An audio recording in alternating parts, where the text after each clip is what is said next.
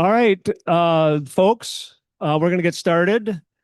Thank you all for being here and welcome to the public hearing on community safety concerns arising from the March 11th protest and immigration enforcement action in South Burlington. So right now, we're working on the closed captioning. We know that it's not working right now, having a bit of a technical difficulty, but we are working on that.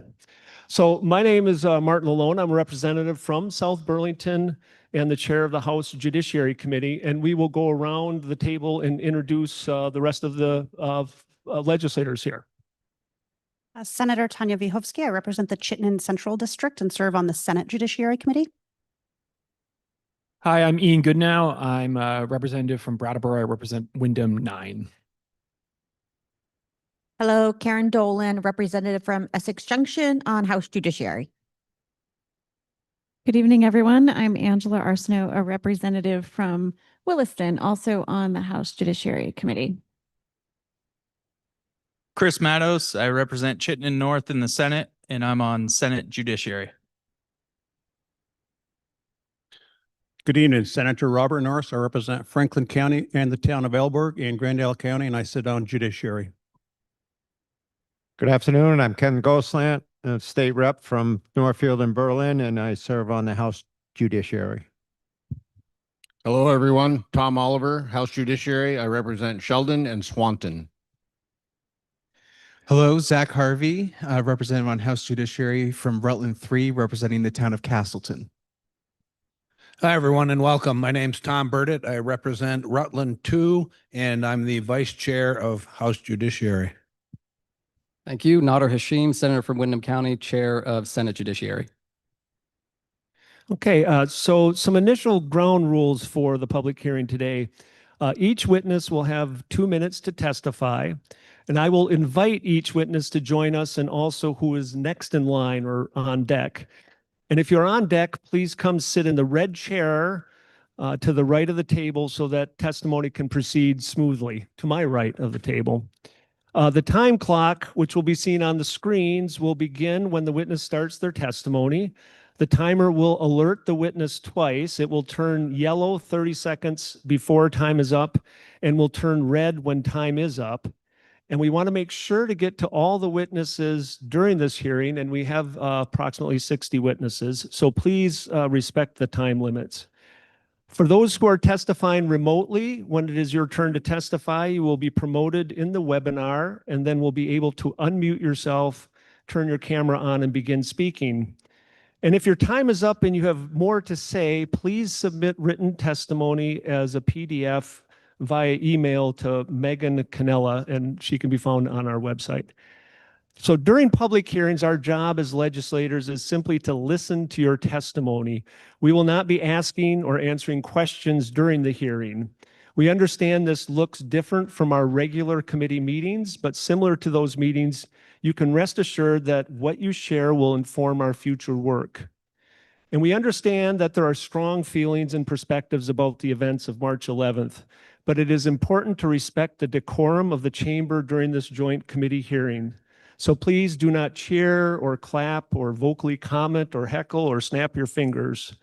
The legislators are here to listen and without interruption to the testimony of community members to inform our next steps on this matter. And again, thank you for participating. And if we could have, and I apologize in advance if I do not pronounce the names properly, but Dana Dwinell Yardley is up first. If you could join us at the table here. And Nicolo Mendolia, if you could join us on deck as well. So please, everybody state your name and where you're from and proceed with your testimony. Thank you for being here. Great, thank you so much. I was sort of expecting more people to talk before me, so here's some context for what you're about to hear. My name is Dana Dwinell Yardley. I live in Montpelier. I was present at Dorset Street on March 11th. And I have a lot of experience with civil disobedience. I've been arrested for blockading coal trains and other fossil fuel infrastructure. And I want to speak specifically to the role of direct action in ending injustice. So law enforcement would have us believe that there is a correct way to protest, that singing songs and holding signs are okay, but directly stopping harm is not okay. Police are very concerned with legality, and I want to remind you that what is legal and what is just are not always the same thing. It was illegal for Black students and white students to sit together at lunch counters in the 60s. It was illegal to hide your Jewish neighbors in Nazi Germany. We did not end segregation or save lives from Nazis by being polite and standing on the sidewalk with signs. Burlington Police Chief Burke has said that there were agitators in the crowd on March 11th, but I did not see anyone there to cause trouble. I saw people bravely defending their neighbors from unjust and violent ICE agents, same as folks in Minnesota did a few months ago. People showed up because other people needed help and care. Direct action is a last resort. If the people in charge were doing their jobs, if laws were just, if the government took care of immigrants, we could have all spent that afternoon going to work or going to school or doing our chores or anything more pleasant than what happened on March 11th. But when systems fail people, we have a moral obligation as human beings to show up, stop harm, and take care of one another. You as lawmakers have the power to change those failed systems. You have the power to hold our police accountable for the violence that they caused. I urge you to follow the lead of those who showed up on March 11th and act swiftly and courageously in the face of injustice. Thank you. Thank you very much. So Nicolo Mendolia is up next, and Vivian Bose Pine should join us in the on deck circle there. Hello, my name is Nicolo Alessandro Mendolia. I've lived in Vermont since I was 6 months old, and I'm the son of an immigrant. I currently both work and live on Dorset Street in South Burlington, and I'm deeply hurt by the events that took place on March 11th in our community and my home. I am outraged by both the illegal kidnapping federal immigration authorities enacted and the hand that our state and local police played in facilitating that illegal action. In the weeks that have followed, there have been a great deal of discussion on whether or not our police acted within their legal ability to aid or not aid federal agents, but I prefer to highlight that when faced with the choice of moving community members by force or having a difficult conversation with federal agents, they chose force. I was at the front of a group of community members next to a friend when a state trooper told her he would break her fingers and then placed his hand on her neck. She was pulled down later and pulled from the crowd by other members of the community as she had fallen unconscious and was found to have bruising on her throat. I'd lost track of her by this point because I was attacked by a state trooper who pulled on my helmet, bruising my neck and choking me with a strap for a while before I was pulled from the crowd. I was not read my rights before I was placed in handcuffs and put into a patrol vehicle by a state trooper and a Burlington police officer. I was not charged with anything because, per their words, they were still trying to figure out what happened. In every deposition from the heads of our police authorities since the events, it's clear the number one stated concern was ICE abusing our community to the point of potential murder. Given that, I ask again, why is it when the police are faced with a choice between a difficult conversation or becoming the hand of the abuser, they chose force, brutalizing our community and aiding an agency known to be a threat? The South Burlington Police Chief himself held the door open for ICE agents to place the family inside a federal vehicle, despite a lack of warrant for their arrest. If they ever want us to trust in their support, I ask for the public release of the body camera footage of every single officer who was present at the event. Because if without that trust, the next time this happens will be more complicated.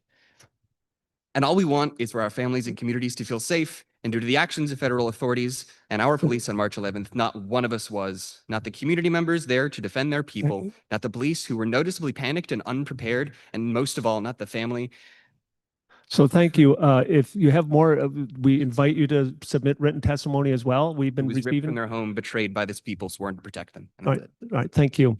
I don't see that Vivian Bose Pine. Oh, I'm sorry, I didn't see where you were. So Kay Smith should be on the on deck circle for us. Kay Smith.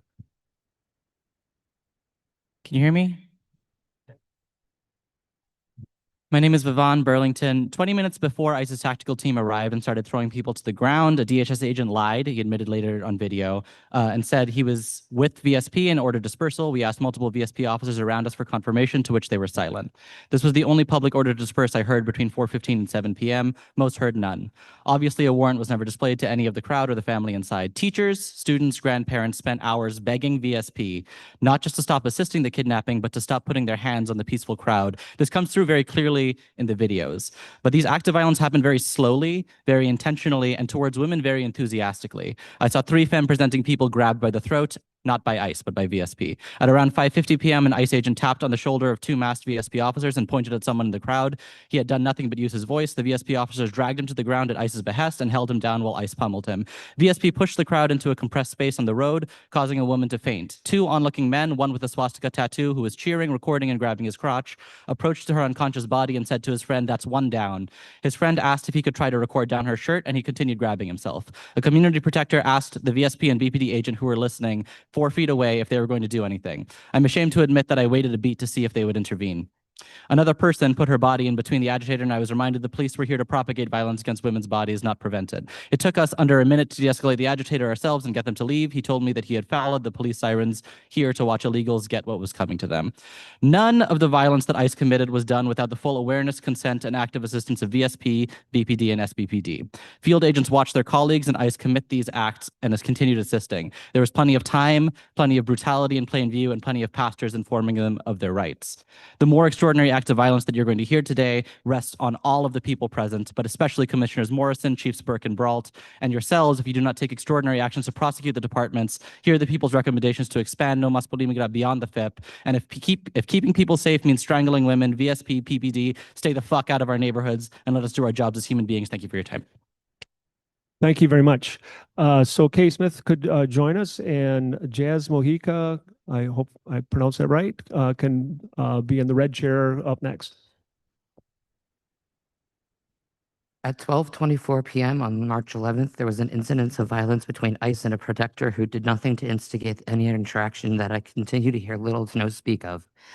They were tackled by multiple ICE goons directly in front of me. In the process, I was shoved hard in the shoulder by one agent while peacefully exercising my First Amendment rights, and ever since, I've been dealing with immense pain. At least one agent had his hand on his weapon, and I thought I was about to witness the next Renee Good or Alex Preddy. There was no police interference, only a crowd of neighbors there to rescue this protector and push the Gestapo back ourselves. The police were there to work illegally with ICE to detain 3 people who were never even on the warrant the warrant they were there for, to use violence against my comrades and neighbors, to throw them to the ground, concuss them, choke them unconscious, allow them to be nearly run over by cars, attack them with chemical weapons, banned by the Geneva Convention for combat, but weirdly not banned for use against our own citizens. And this is indefensible. We see the shameful cognitive dissonance around March 11th. We know what happened. We aren't stupid. We aren't liars. We aren't taking this. The protectors aren't backing down. If the feds up the ante, what do you think will happen? It's happened elsewhere. Hundreds of other Vermonters and I are waiting for the next time we're needed. You've had ample warning. Your decisions mark a historic precedent. Do you side with neighbors protecting neighbors, or do you side with the Gestapo of 2026? Whose side are you on? Thank you. And folks who are testifying here can also submit their written testimony. They can do both. So we will have Jazz Mojica and Brian Clifford is up next.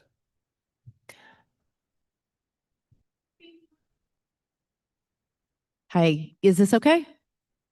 Cool. My name's actually Dee Graham. I'm a Burlington resident, was on scene at Dorset Street for 10 hours on 3/11. I echo a lot of what is going to be shared tonight and want to uplift the impact on the 3 neighbors who were never on the warrant, violently taken from their families, and the direct experiences of one-sided violence at the hands of the state police, local police, and ICE.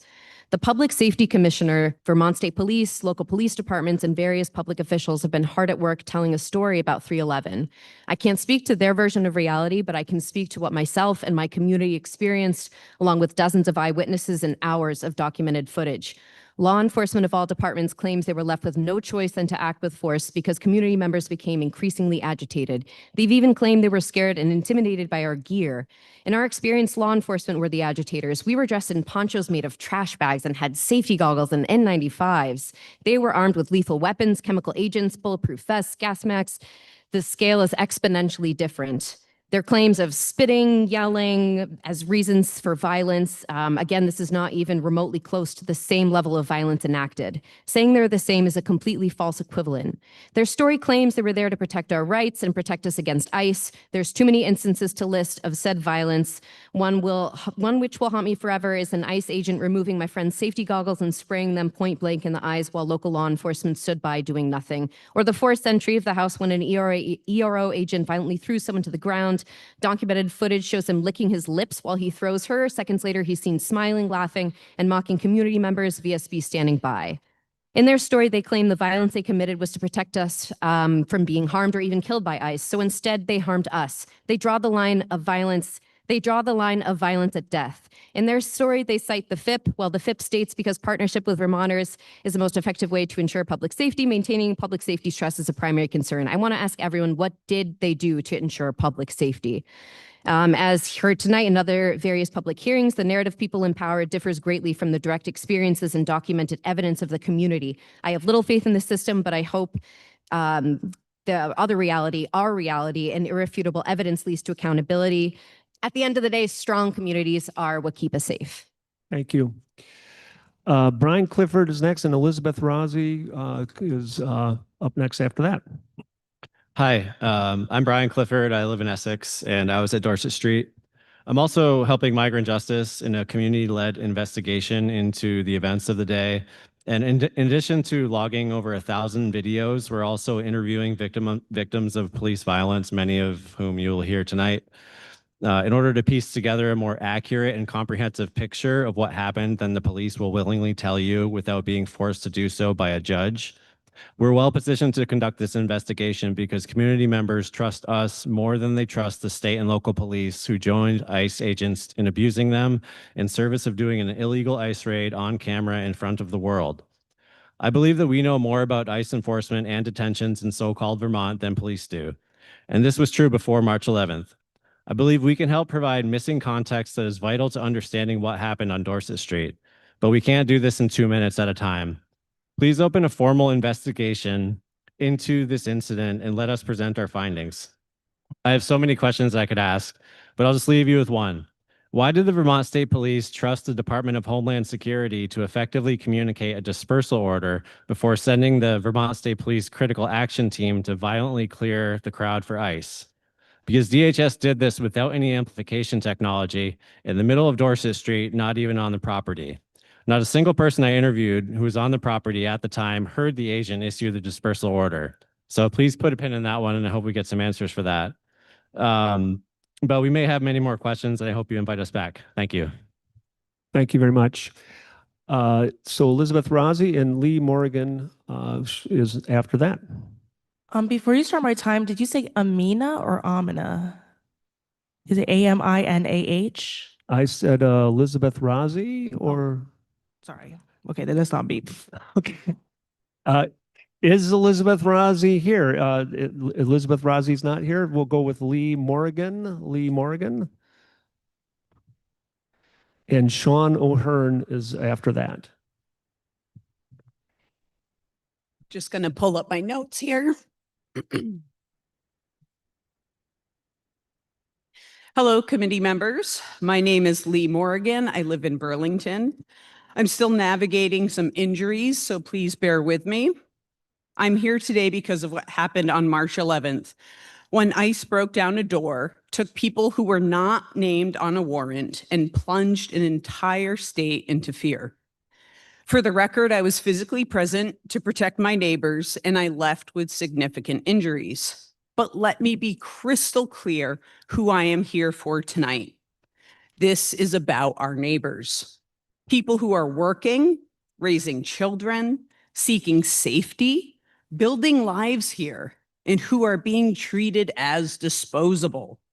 People who are being taken by federal agents for the crime of being brown. People who now have to wonder if Vermont is still safe. That question matters, and I'm asking you directly, is Vermont still safe? Because when the government gets it wrong like this, when they kick in the wrong door and they take the wrong people, it sends a message to every immigrant and every person of color in Vermont that you are not safe, that your rights are conditional, that your humanity is negotiable. I refuse to accept that.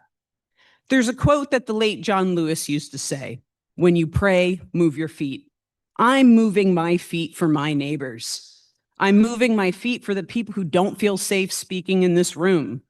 I'm moving my feet because silence is what will allow this to happen again.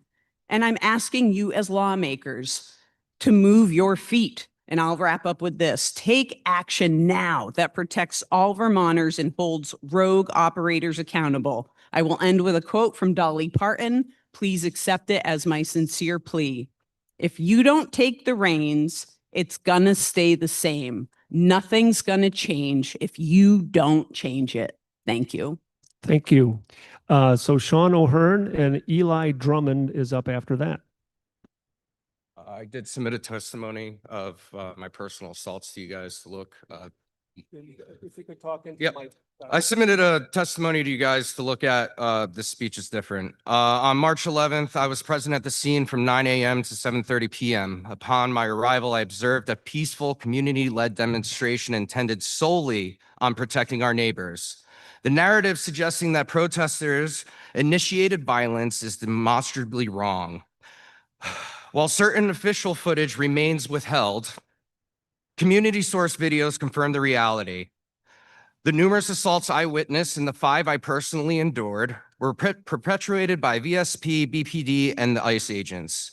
If those sworn to protect the public intend to cite minor acts of retaliation, they must first account for the macing, detention, and assaults on the very citizens they serve. It is evident that these agencies are avoiding scrutiny and by attempting to rewrite the narrative to their own benefit.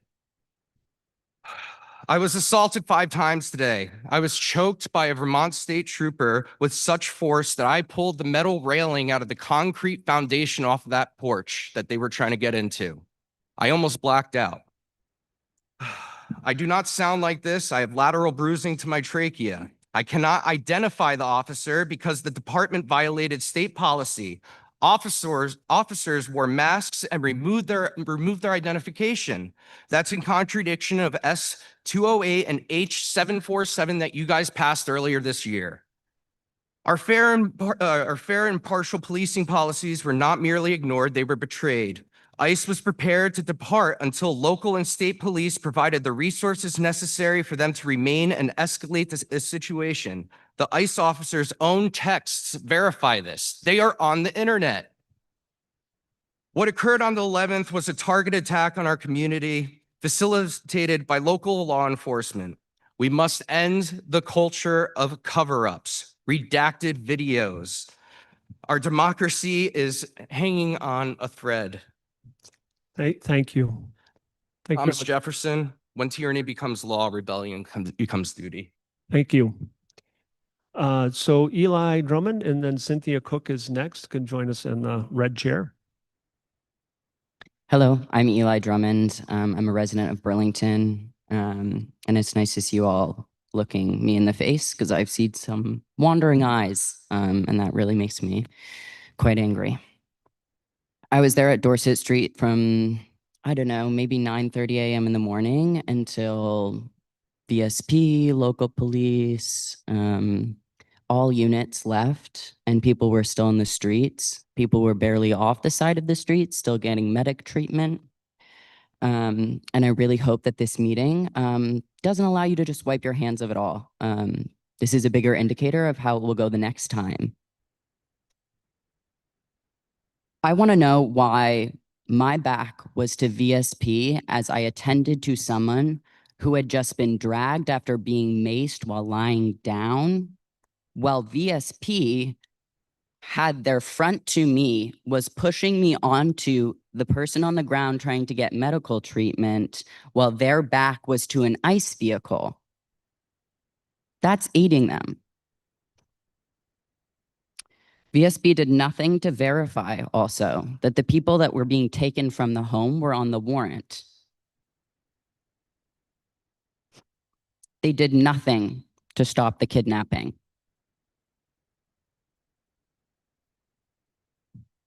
At the end of the day, I really just want to know what hell on earth protecting people, as they say they were doing, how that can be considered protecting people when they were physically harming people, when they were walking by people who were on the ground, getting community medic support, and while they allowed ICE to brutalize alongside them. Thank you. Cynthia Cook and Nathaniel Madison is on deck. So, good evening. I'm Cindy Cook. I'm a professional mediator and facilitator, and I was at Dorset Street from about 8:30 in the morning till about 5:30 that evening.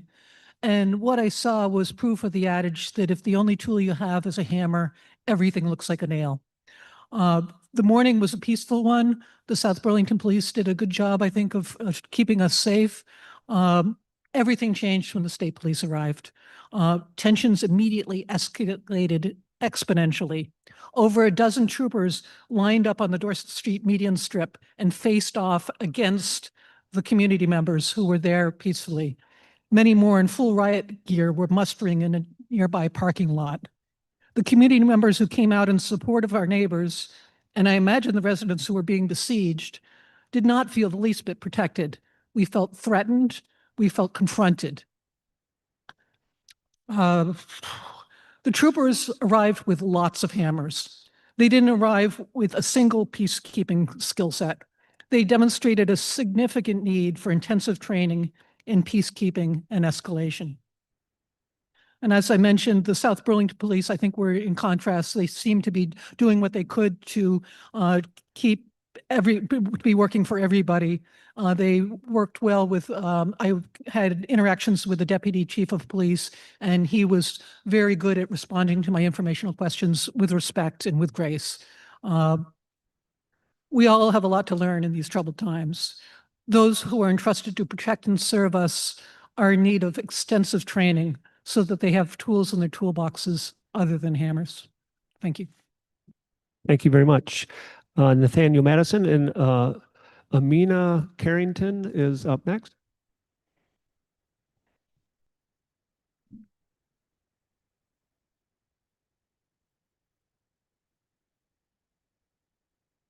I'm an Apple featured photographer and videographer. I've been documenting Burlington for over 8 years now. And the protests for a little bit over a year, that's what I was doing in South Burlington. On the 11th, my coverage of the 11th has reached millions and millions of people. Part of the reason why people in Europe know about it is because European MSM and European politicians have featured the footage I shot. During the protest, I was attempting to document an ICE agent kneeling on a community defender walking parallel to a line of masked, heavily armed, badge numberless VSP. The VSP waited until they were out of my peripheral vision to shove me hard into the ground, causing me to stagger into a pile of umbrellas and other assorted objects that had been assembled on the ground. While documenting defenders being nearly run over, I had a flashbang tossed directly at me and it nearly exploded directly on my foot. That can cause permanent disability and even death. Additionally, because of my success in social media activism, I have been subjected to countless death threats, including specifically a threat of vehicular homicide, which was nearly carried out on March 16th. Luckily, everybody was able to jump out of the way in front of that federal courthouse. Finally, let me expand on the treatment of women specifically. Gwen was given a concussion for trying to help a man who was being detained breathe. The context of this scene was a bit earlier, another woman being crushed by a combination of ICE, Gestapo, and their local collaborators. She yelled, "I can't breathe," and appeared to pass out. And then even earlier, Jess passed out after being choked. All the while, a deranged MAGA influencer cackled and yelled at ICE to finish her off. That video specifically has tens of thousands of views and it's not removed from Facebook. Additionally, Lee, another woman I met online, sustained injuries to her face by having pepper balls fired directly at her in close proximity. So the last question I have, does anybody here feel proud about the way that people were treated here? Thank you, Nathaniel. Amina Carrington and is next, and if you could tell me how I was supposed to pronounce your name, because I don't know if I got it right. But John Wyman is up next after that. Hello again. Sorry for earlier. I got confused. All right. My name is Amina Carrington. I live in Burlington. So update, ICE lied, but we could have told you that. March 11th happened because ICE racially profiled our neighbors. This is not new. We know that ICE is a racist, fascist, lying sector of law enforcement. Not much different from our local and state police when they decided to collaborate with ICE, despite they themselves stating that they believe ICE lied and withheld information that day. They have stated on numerous occasions that they believe ICE is violent and would have murdered us. So instead of running ICE out, our police turned their backs to them and raised their fists to us. They protected liars and racists that day over the community they claimed they were protecting. That makes them liars too. Local and state police, as well as government officials, have tried to paint us as outside agitators and condemn us for not being what they deem as peaceful. Let me be clear. The outside agitators that day were ICE. And this language is eerily similar to the rhetoric put out by the White House after ICE murdered Renee Good and Alex Preddy. Call them violent or a terrorist, and their murder and brutalization is justified. ICE and police struck first with no regard for public safety, the law, and the humanity and safety of those in the home. We acted in defense of our neighbors and ourselves, and we are prepared to do it again in a heartbeat. For lawmakers, local and state police violated the fair and impartial policing policy. They claim they did it, but we know the truth. If you truly care about protecting immigrants and Black and brown Vermonters, you will strengthen the policy, make it law, and enforce it so police don't give ICE the manpower and aid it needs to in order to operate. March 11th will not happen again. Thank you. John Wyman is next, and then Peter Booth is on deck.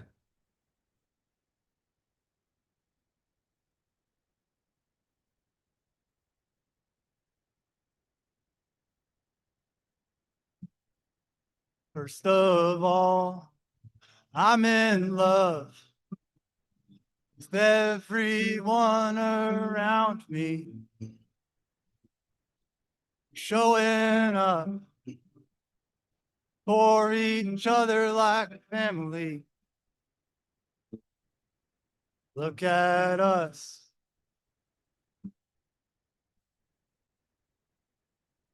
I was there on Dorset Street, choking on the weaponry of the ICE police, two-headed monstrosity. I felt the hands of someone that I couldn't see. They flushed my eyes, said it's all right, you're with me.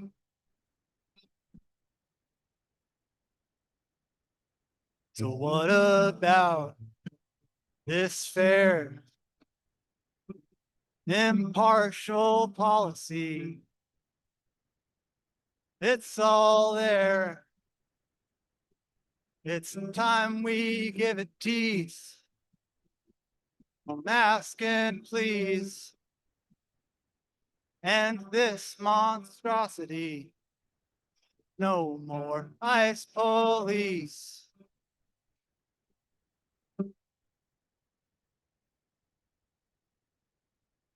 ICE police.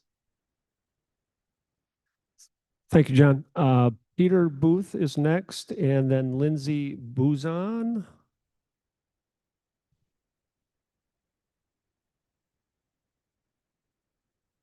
Hi there, my name is Peter Booth. I live in Jericho. And I wrote up a whole bunch of stuff and I was going to read it and I was going to read it really fast to get it all in. And then I decided in the last 20 seconds, kind of just set it aside and just talk for a second. The behavior, the fact that ICE is a disaster is sort of agreed upon by everyone in the room. And I think that the behavior of local and state police is also undebatable. And if anyone at the table feels like there is room for debate around that, I would really encourage you to take up the activists who have put together hours of video footage and look at that video footage. And I get that it's taken out of context and it's a split second and what happened before and what did the activists do before they got choked out by the Vermont State Police. Look at all that video and see if you can really accept what the Burlington, South Burlington, and Vermont State Police have been saying, which was that their conduct was perfect. There was one, I believe there's one person who's being investigated among the VSP, which is just ridiculous given the testimony you've been hearing and the video that has been presented or that could be presented to you. I was at a meeting last night that happened to be with a member of the South Burlington City Council, and we kind of got into a back and forth about this. And what he said, which really upset me, was that the South Burlington Police's behavior was completely, did not aid ICE at all. Quote, all they did was move protesters out of the way. And he did not see a disconnect in those two statements. He genuinely thought that that was not helping ICE. He also said that the SB police's job was to protect the people from themselves, which I found unbelievably condescending. The people who put themselves there, everyone knows what ICE is about. Those people were choosing to put their bodies and their lives on the line for their neighbors, and they were not allowed to do that, and they were treated like children. Thank you. Thank you very much. So Lindsay is next, and Elizabeth Dunford, please.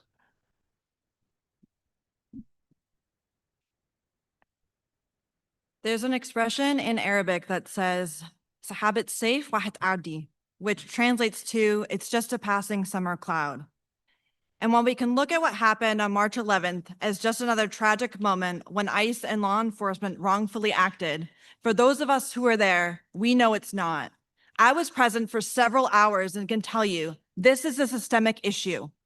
When the Burlington Police, South Burlington Police, and State Police violated the fair and impartial policing policy, they not only failed to protect its citizens, but they actually allowed, complied, permitted, and perpetuated harm.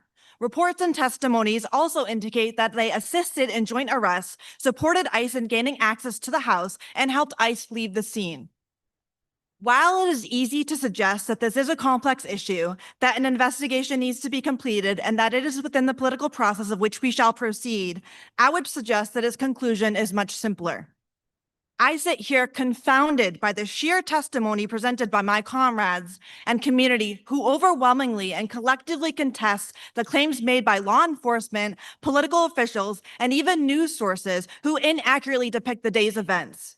In fact, the Burlington City Council received numerous testimonies to correct the record, and we are standing here before you now to do the same. Our community has spoken to the City Council about being choked, concussed, clothes ripped off, being tear gas and pepper sprayed, federal agents pulling bodies and throwing them into cars. If the police were there to protect, where were they? I am here before you to remind you that you have a duty to your community, including your immigrant neighbors. You no longer have the luxury to think of summer clouds. It is up to you whether this will divide us. We have seen this in Burlington, and our community had borne witness to it here. We will not ignore it. We are calling upon you to uphold your duty, the power you were elected to carry to enact change. How will you proceed? Thank you, Elizabeth. Elizabeth is next. Nana or Nana, I apologize. Bronell is after that.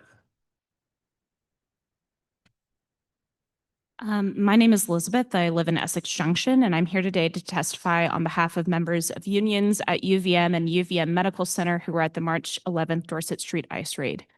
That morning, community members spoke with city and state police about not violating fair and impartial policing the entire day.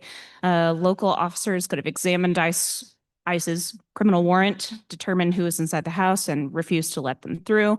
Instead, they very obviously paved the way for them. They didn't de-escalate the situation, and they violently aided ICE in illegally detaining 3 of our immigrant community members. They violated FIP to help ICE carry out this raid. Local police and state troopers arrested, pepper sprayed, shoved, hit, and threw people down in the street, including our union members here today. I personally had back pain for days afterwards because of Vermont State Police in particular. People had seizures, they were choked, they were shot with non-lethal rounds, and were concussed by the forces that now claim that they were there to protect the community. Most importantly, 3 people were torn from our community and from their families and children. If community protection was that important to local officers, it would have been their obligation to protect Johanna, Camila, and Christian. When we saw despicable levels of violence in Minneapolis, hundreds of us walked out of our offices, classrooms, labs, and shops in solidarity. Union members will continue to show up and stand with Migrant Justice and all our immigrant neighbors in demanding accountability and justice in the face of state violence. As unionists, we know that an injury to Johanna, to Camila, to Christian, to every community member who was beaten, shoved, pepper sprayed, and arrested by police and troopers is an injury to us all. On March 11th, our community showed that we are willing to put our bodies on the line for our neighbors. This is what local police, state police, federal agents, elected officials, our employers, and our neighbors can expect from the unions of Vermont. Solidarity forever. Thank you, Elizabeth. Nana Brownell is next, and then Cora Honigford is on deck. Hi there. My name is Nana. Firstly, I want to say Vermont should and is going to be a state that proudly says ICE out, one that doesn't allow ICE to operate within it. Even before 2025, we've seen people migrating here be targeted and attacked by ICE and DHS and by both bipartisan support. Now Trump is working towards making ICE his own secret police, and it's more evident than ever that we need to put a stop to their terror. I call upon all the representatives here to work towards halting local and state police collaboration with ICE. We know that when ICE operates alone, they are not able to act with impunity when confronted with citizens coming out to protect their neighbors. Let's be clear, it's only with state help that ICE terror is able to happen within Vermont. On March 11th, people came out and tried to support our community members. I saw people singing, chanting, and putting their bodies in their way. Putting their bodies in the way to protect innocent people from being targeted by ICE. We were responded to with violence, not just by ICE, but by state and local police. The amount of people left seriously harmed or injured, including myself, is unacceptable. I'm proud to also say that of the many people I saw there that day were fellow queer and trans folks, myself included. Today is Transgender Day of Visibility. And while I'm proud, it's also very sad to understand and know how many other trans and queer people have been seriously injured that day, trying to defend our migrant siblings. I want to make something clear that to be somebody who's a migrant, to be trans, is to inadvertently have your identity be political. And that's a shame. But we understand that we come out, we support our migrant siblings because they come for them today, but tomorrow they will come for trans folks, for the labor movement, and for any political dissident. Thank you. Thank you. Cora Honigford is next, and then Cal McCullough. I am a certified EMT who volunteered as a medic on 3/11 after police began pepper spraying people. I did not have any equipment with me because I did not realize when I left work that that is what I would need to do. In the course of providing aid to at least half a dozen people, probably more, my hands and face were contaminated with pepper spray. They burned for hours afterwards just from that tertiary contamination. I can only imagine the agony my friends were in who could not open their eyes or stand unaided, no doubt for hours afterwards. VSP, Vermont State Police, did not stop any of this harm, did not assist me or anyone else in providing medical care, and actively hurt people, as is extensively documented and as every single witness tonight has testified to. We were there to protect each other and our neighbors. Many times other people warned me while I was attending to someone that my incapacitated patient should be moved out of the street because of the reckless driving of law enforcement, which very nearly killed multiple people. The police did not help me with this. It was my neighbors, it was my comrades and my community members who did. They were the ones who warned me. They were the ones who kept handing me water so I could continue flushing people's eyes and washing their faces. If BSP was there for my protection, then I will take my chances against ICE. Do not condescend us by suggesting that VSP brutalized us so ICE wouldn't murder us. We all knew what our task was. I was there to protect my neighbors, and I have seen what happened to Alex Preddy and Renee Good, just like all of us have. I knew that could have been me. We all knew that, and we went anyways, because some things are worth that cost. We are asking tonight for accountability, but I'm also asking for you to decide. Do you believe us?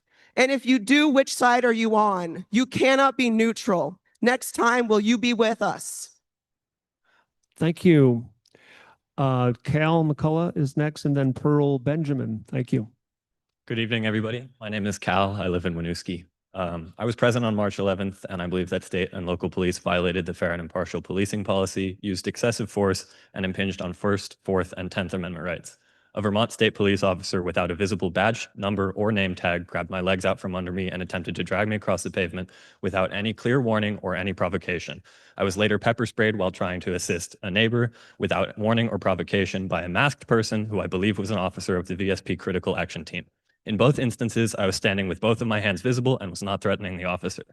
Among all of the well-documented instances of abuse and excessive force, I also clearly witnessed a Vermont State Police officer press his arm into somebody's throat after being told that they were having trouble breathing. Officers pull another protester's legs out from under them and try to drag them across the pavement. Officers cooperate directly with ICE in arresting a protester, and an officer forced a protester's head against a car.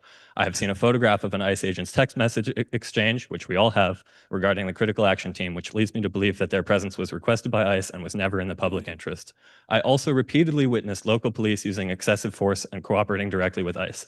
I believe VSP intended from the start to cooperate with ICE, confront protesters instead of protect them, and avoid accountability, as evidenced by the text exchange, the masks, the lack of visible badges, numbers, or name tags.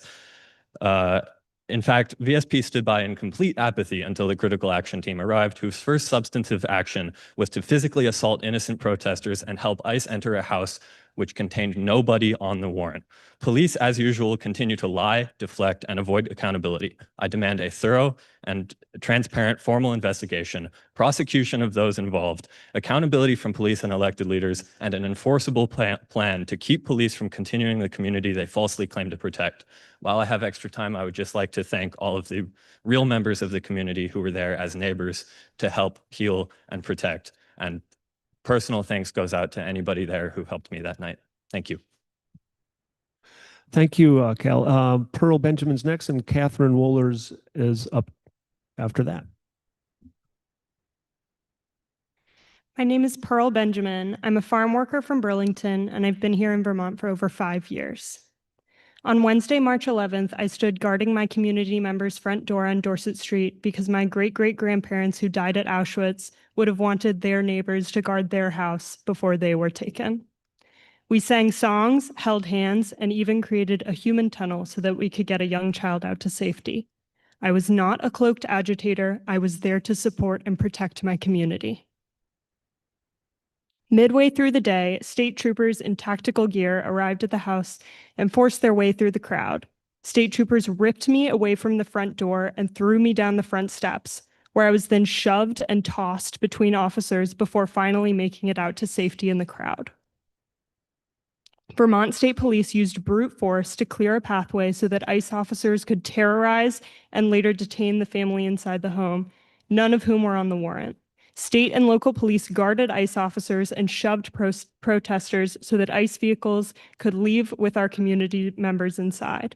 If that's not facilitating the detention of individuals by immigration authorities for suspected civil immigration violations, I honestly don't know what is. I've heard over and over again the same justification for the presence of state and local police, which was that had they not been there, ICE officers would have used lethal force on protesters.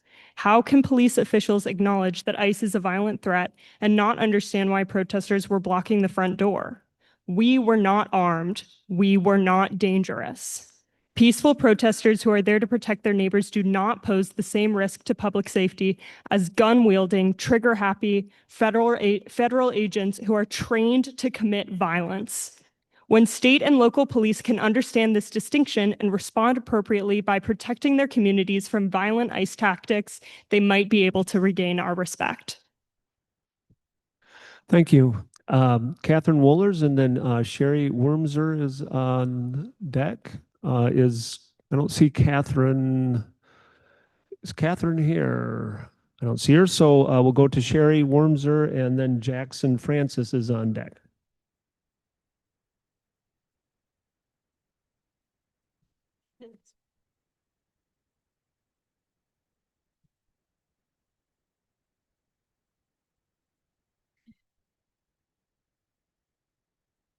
Sorry, I was crying in that last one. Okay. I was on Dorset Street from about 8:45 in the morning till about the same time in the evening. And what I witnessed was 100% initiation and escalation of violence by state police.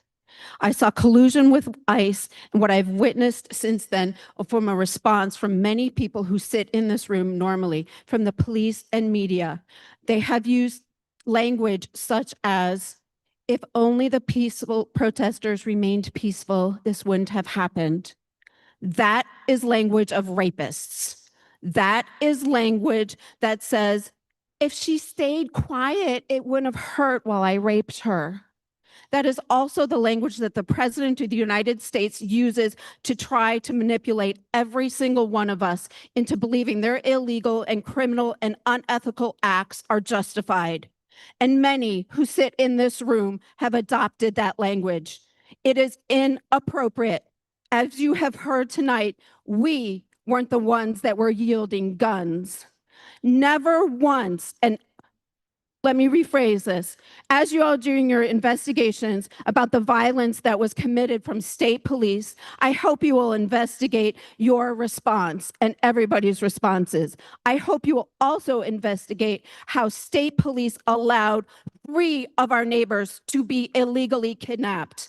We know that Colton Riley lied to federal judges in order to get that warrant for illegally kidnapping 3 people. And yet he walks free.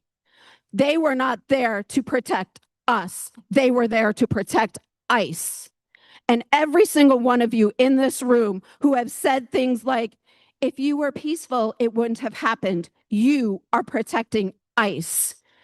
If this was the mother of your children in this house, if you would do everything the same way, then fine. If you would do anything differently for the way the police responded, the way the media responded, then we care about that family.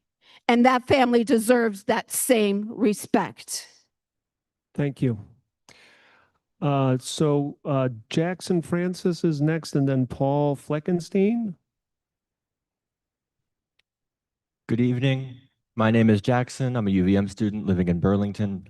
I'm here today because Vermont is deeply complicit in the Trump administration's reign of terror against our immigrant neighbors. This is evident from ICE's multiple facilities across the state, including 2 major ones in Williston and the state prisons ICE uses to hold people they've abducted. What happened on March 11th was not Vermont's only instance of complicity. It was perhaps the most public and egregious one. When ICE, with the help of VSP, attacked us and kidnapped 3 of our neighbors, this could not have happened without Vermont State Police. That Wednesday, I witnessed VSP attack my friends and classmates in order to allow ICE to abduct these people. The narrative that state police did not aid ICE is a lie. The narrative that the state police were there to protect Vermonters is a lie. As elected officials, you are supposed to represent the people, not ICE or the police. So represent us. Take action to protect the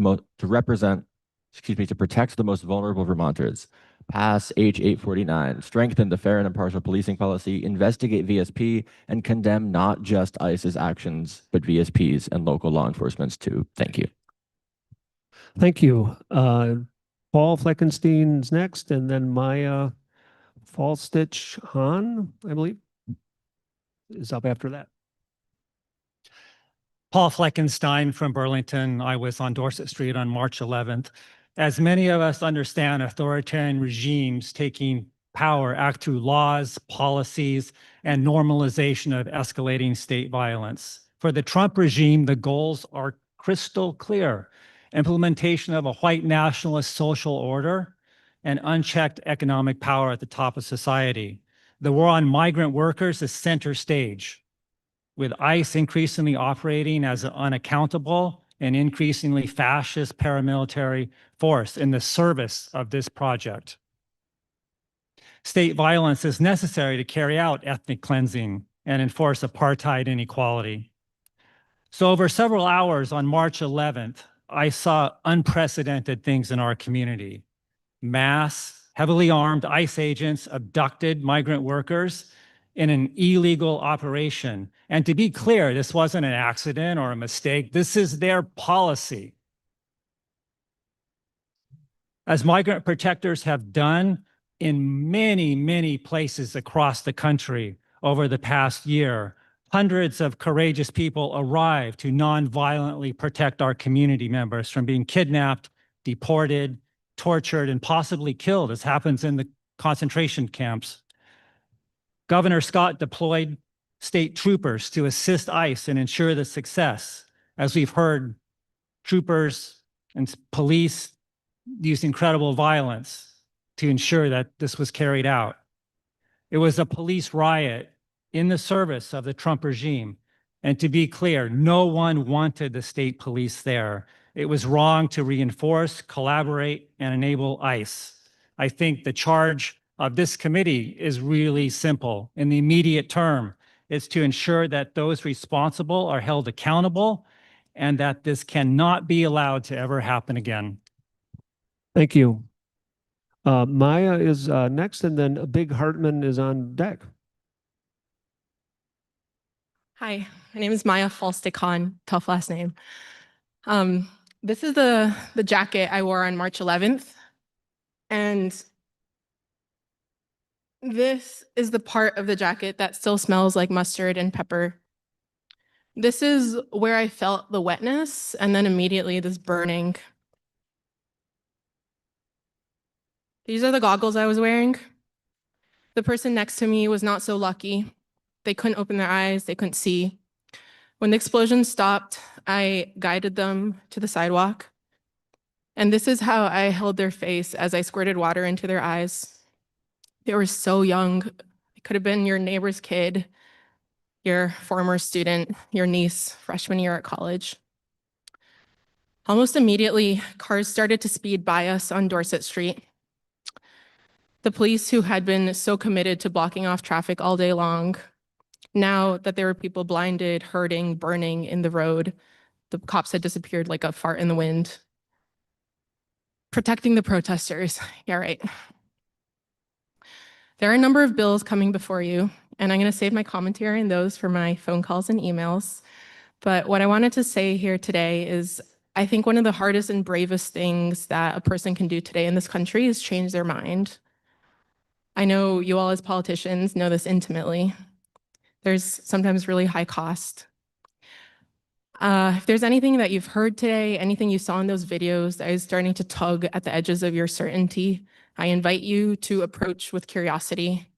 I invite you to ask yourselves, what is being demanded of all of us in this moment to ensure freedom in this country?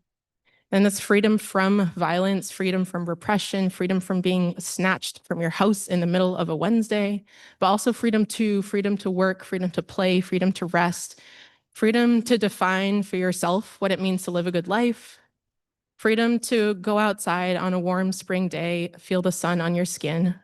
Because this is the Vermont I believe in, and I know you all do too. Thank you. Thank you. Big Hartman, and then we have Wendy Biner next. Hi, my name is Big Hartman. I'm the Executive Director and General Counsel at the State of Vermont Human Rights Commission. I use they, them pronouns. I want to thank the committee chairs and the committee members for holding this hearing today to hear from the public after having a really important hearing with law enforcement on the 19th. The Vermont Human Rights Commission is an independent commission within state government. Our primary job is to enforce Vermont's anti-discrimination protections. Our office has been involved with the development of the fair and impartial policing policy, and we have a seat on the Vermont Criminal Justice Training Council. Police actions that violate the fair and impartial policing policy may also violate the anti-discrimination protections that we enforce under the Vermont Public Accommodations Act. Under that act, since 1989, the HRC has conducted many impartial investigations involving law enforcement action. We have investigated discriminatory conduct of police in conducting traffic stops, responding to calls for assistance, making arrests, and cooperating with immigration enforcement, among other things. HRC has legal authority to investigate whether state or local law enforcement discriminated against anyone on March 19th based on immigration status, your citizenship, race, color, sex, or any other legally protected characteristic. What we don't have legal authority to do is to publicly disclose the existence of an investigation, which is confidential by law. Also, if the commission finds that there's not grounds to believe that discrimination occurred, that finding is confidential by law.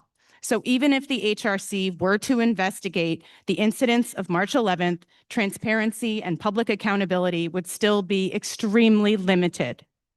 We've asked the Judiciary Committee chairs to grant specific legislative authority to the Human Rights Commission to publicly investigate this issue and lawfully disclose our investigative report to the public when it's complete. We urge the legislature to find a solution that will enable a transparent process for public accountability in this and other future police actions that impact our immigrant community. Thank you. Thank you, Big. Wendy, I don't see that Wendy has come down, so I move on to Liza Cochran, and Sylvia Knight is on deck.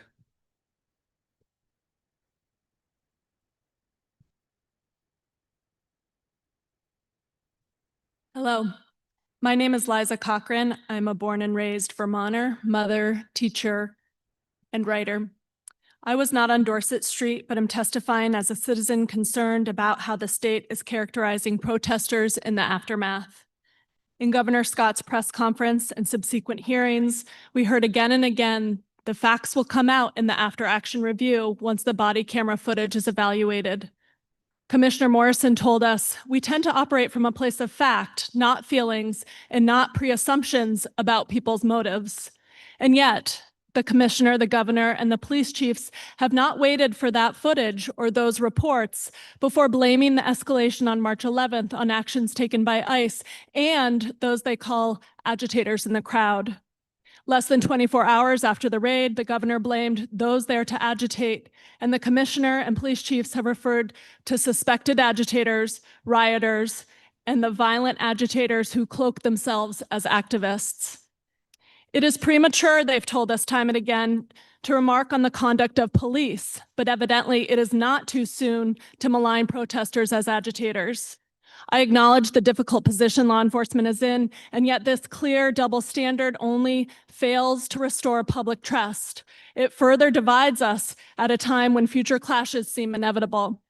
I am also here as a concerned U.S. resident. To zoom out beyond Dorset Street, beyond these Green Mountains, is to realize that stamping protesters as agitators has national consequences. The term agitator has long been used to delegitimize and fracture movements into disparate warring parts. After Renee Good's murder, Trump called the protesters professional agitators and threatened to invoke the Insurrection Act.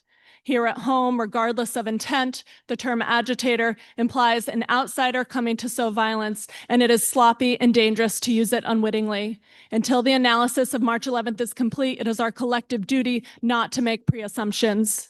Imagine for a moment that the crowd's outrage wasn't part of a premeditated agenda, but simply what happens in the human body, the human heart, our bodies and hearts when we witness violence before us, when we witness the deep injustice of a small girl under a blanket taken from her mother, or women choked and thrown to the ground. The onus is on Governor Scott and law enforcement to take into account the historical context of this word's meaning, as well as the future stakes of its misuse. Thank you. Thank you. Lisa Cochran is next, no, I'm sorry, that was Liza. I apologize. Sylvia, and then Ike Mulqueen Duquette is after that, is on deck.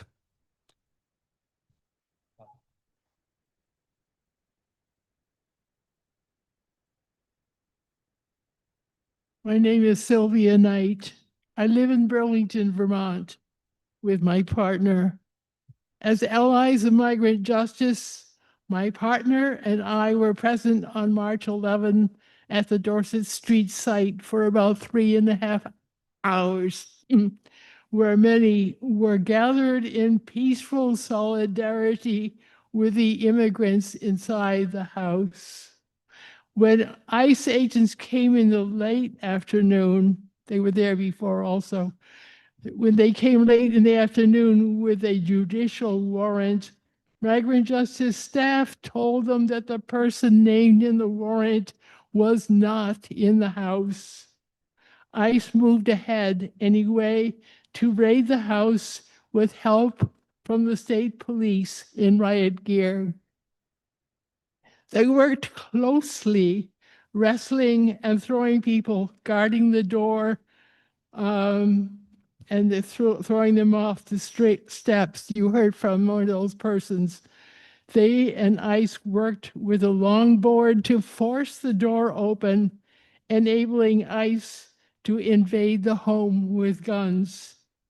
I was deeply horrified to witness this abuse of police power, terrifying to many, arresting 3 residents who were not even named in the warrant.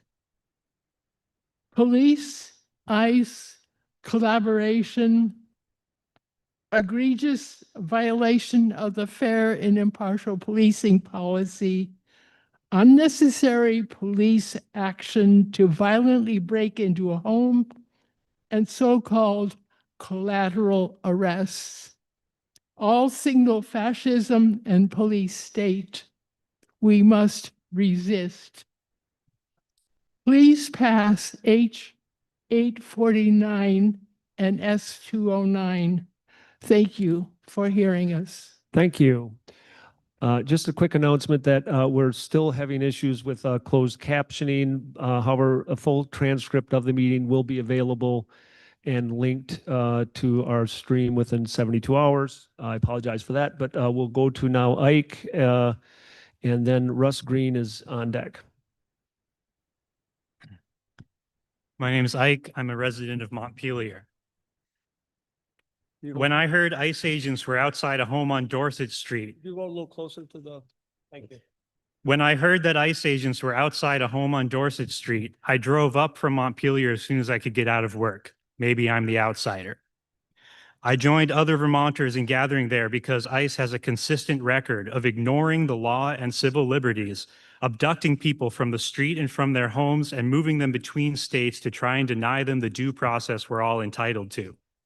I believe that if people's rights are being violated, I have a moral duty to show up, witness, and prevent harm to my neighbors if I can. In the end, they seized 3 people without a warrant and drove into the night with them. Most people would call that kidnapping. In this wrongful act, they had essential help from our state and local police, who beat and shoved people aside so ICE could break down the door, and then shielded the ICE agents while they dragged 3 residents of the home out to their vehicle. Over the next 2 hours, I saw officers whose salaries we pay and who should have a duty to protect us dealing out beatings and pepper spray against people who came with nothing more dangerous than linked arms and raised voices. If state and local officers saw that ICE had a warrant for 1 person, why did they work so violently to make sure they could leave with 3? If some people can be snatched from their homes with no warrant and anyone who tries to protect them will be brutalized, what safety and liberty can any of us count on? I don't believe Vermonters will stand aside and allow such injustice to happen quietly.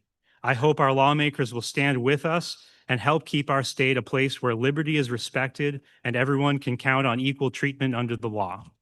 Thank you. Thank you. Russ Green is next, and then Ray Beecher is on deck. Hello, my name is Russ Green. I am a born and raised Vermonter and a current resident of Plainfield. I was not present on Dorset Street on March 13th, but this is what I understand to be true.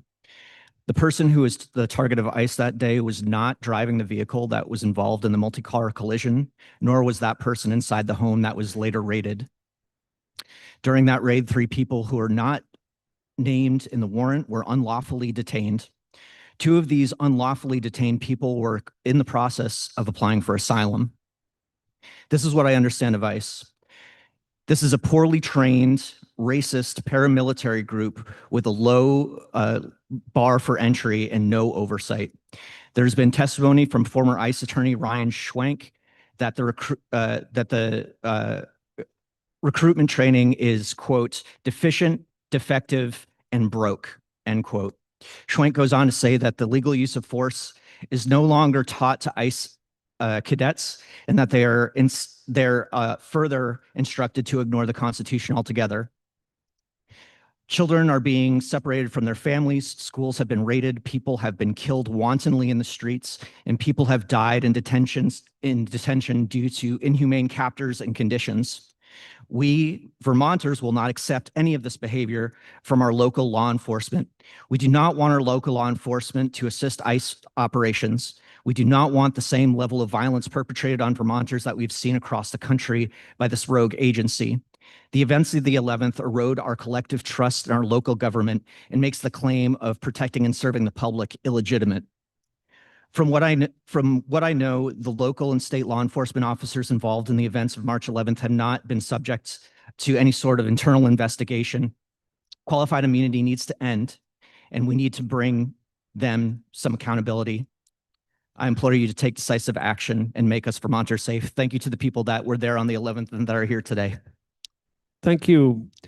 Ray Beecher is next, and then Jennifer Skinder, I hope I pronounced that right, is on deck. My name is Ray Beecher, and I'm a resident of South Burlington. I was there on March 11th in South Burlington, and it was not just frightening. It exposed how policing is actually operating in the state. ICE went into that home looking for one specific person. They believed he was inside. They were wrong. They didn't find him. Instead, 3 other people were taken, none of them the target, and all of them later released. The operation was built on a mistake, but when people experienced was not hesitation in the face of that mistake, it was escalation. An hours-long standoff, a neighborhood filled with law enforcement, a community showing up to protect their neighbors, and local and state police did not stand apart. Vermont State Police, Burlington Police, and South Burlington Police, they were there. They cleared the path, they controlled the perimeter, and they ensured the operation continued. That is not neutrality, that is participation. And then it escalated further. Chemical irritants in the air, explosive crowd-controlled devices, people choking, disoriented, forced to the ground. So this is not just about ICE, it's about why local and state police reinforced a federal operation that was already based on the wrong person. Because fair and impartial policing is supposed to exist in real time and the decisions made in moments like that. What people experienced instead was force, coordination, and alignment. And now afterwards, what is being offered is familiar, explanations, justifications, and deflection. But people were there. They saw who cleared the path. They saw who held the line, and they saw who stood with federal enforcement. That was not impartial. There is no asterisk after we, and we are Vermont strong. Thank you. I don't see that Jennifer is here, so we'll go to Quinn Roll, and then Kason Hudman is on deck.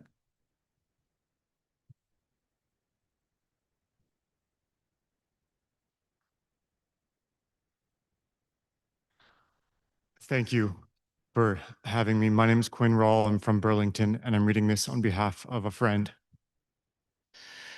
My name is Chrissy Rose. I live in the Old North End, and I was present on Dorset Street for most of the day on March 11th, including the end of the day when police pepper sprayed people right in front of me. We've been told that state and local police are not assisting ICE in their operations, and that their purpose on the scene was to keep the public safe. What I witnessed was the opposite of that. The only people on the scene trying to keep anyone safe were the neighbors who showed up to do so. We were not there to protest. We were there to protect, and we might have succeeded if the police had not been there. I watched a person in the crowd fall to the ground, unable to breathe because they had been choked by a state trooper. Neighbors surrounded this person to shield them and offer medical assistance. State police violently shoved the crowd back into them. I implored the local police officer closest to me to tell the officer to stop, that there was a person on the ground in danger of being trampled. He replied, "I can't. I wish I could." We're being told completely contradictory things. We're being told that the police were there on the scene to maintain public safety, but also that they have no authority over ICE. If police help ICE take people without a warrant, that's not fair and impartial policing. If police don't even have enough authority to order an agent not to trample someone, then they have no ability to protect the public, even if they intended to. To say that that was their purpose on the scene Wednesday in that case is a farce and an insult to the people who were taken and harmed. I know this is a lot. Thank you for listening. Please protect us. Thank you. And please do submit written testimony if you were unable to get through it all. I appreciate it. Kason Hudman and then Boots Boule is on deck.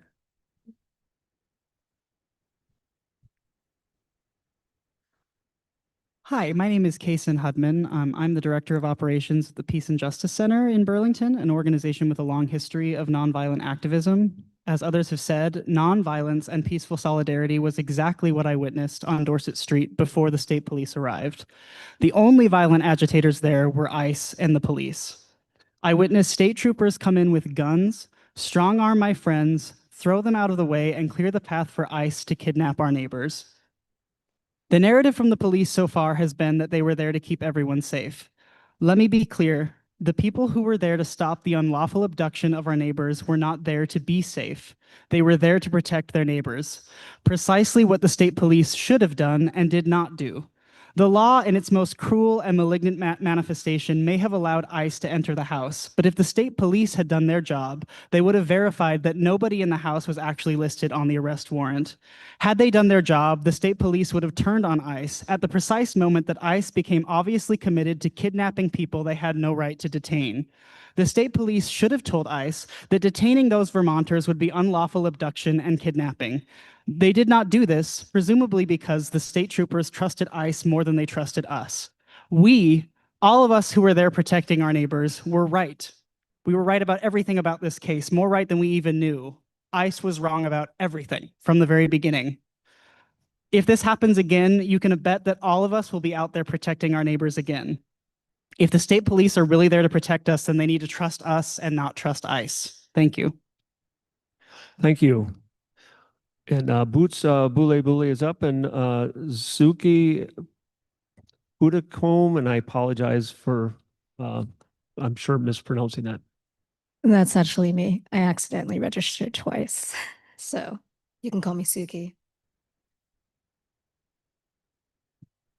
So if you could identify yourself as well.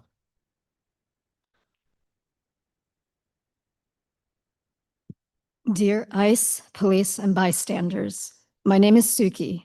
You remember Alex Preddy, Renee Good, but will you remember me if I get detained or shot, even if I'm brown? Well, I'm wearing a cowgirl hat, so that shouldn't be a problem. But I watched you hurt my friends.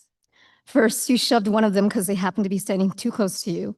You handcuffed another, slammed him to the ground, and dug your knee into their back until they had to turn their face sideways in order to breathe, after pepper spraying them, of course. You threw them down the stairs. You grabbed and shoved them by their necks. You choked them until they went unconscious that our friends had to drag them away. You did an arm bar on another and swung them into a curb. You did it again to another friend. You almost ran them over with your car. You deliberately removed their mask to pepper spray them. You casually stepped over them as they lay vulnerable on the ground and pepper sprayed them point blank. I'll never forget the two armed ICE policemen sauntering toward my friends as if they were strolling on the beach with helmets, gas goggles, gas masks, and gas canisters on their torsos. In the blue headlights of that last ICE vehicle, a silver cloud bloomed from the ground with the pop of flashbangs and pepper bullets. Like a phantom, the residual particles crept toward me like blue fireflies, dragging a silver blue mist. The worst was already that you had kidnapped them from their own home, traumatizing their children, carelessly letting a bullet slip. But it didn't stop there. He did so much that I can't even keep track. There are so many of my friends' stories that I've yet to hear. It was already bad enough that our government funds your fear-mongering, but you chose to brutalize. You chose the unnecessary violence, and you chose to call in your troops on your own unarmed civilians. And even if some of you didn't choose to do that, you watched. Bystander silence is violence. Your violence helped terrorists traumatize their own people, my friends. But guess what? I have a lot of friends. Thank you. So Dan Boomhauer, I believe, is next, and then Evelyn Mercier.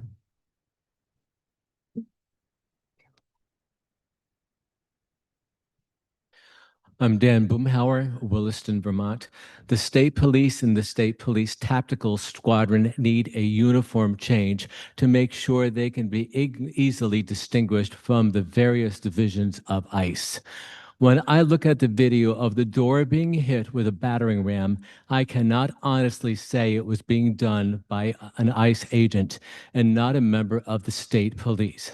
At the moment of contact, I was sure it was a state police trooper. The uniforms are too similar. I was at the Dorset Street protest for 12 hours. I commend the demonstrators and the state and local police for maintaining a non-physical interaction for most of the day. The situation intensified throughout the day and came to a crisis about 5:30 when the Vermont State Tactical Team came in full regalia, complete with rifles, to create an aisle for the ICE agents to enter the house.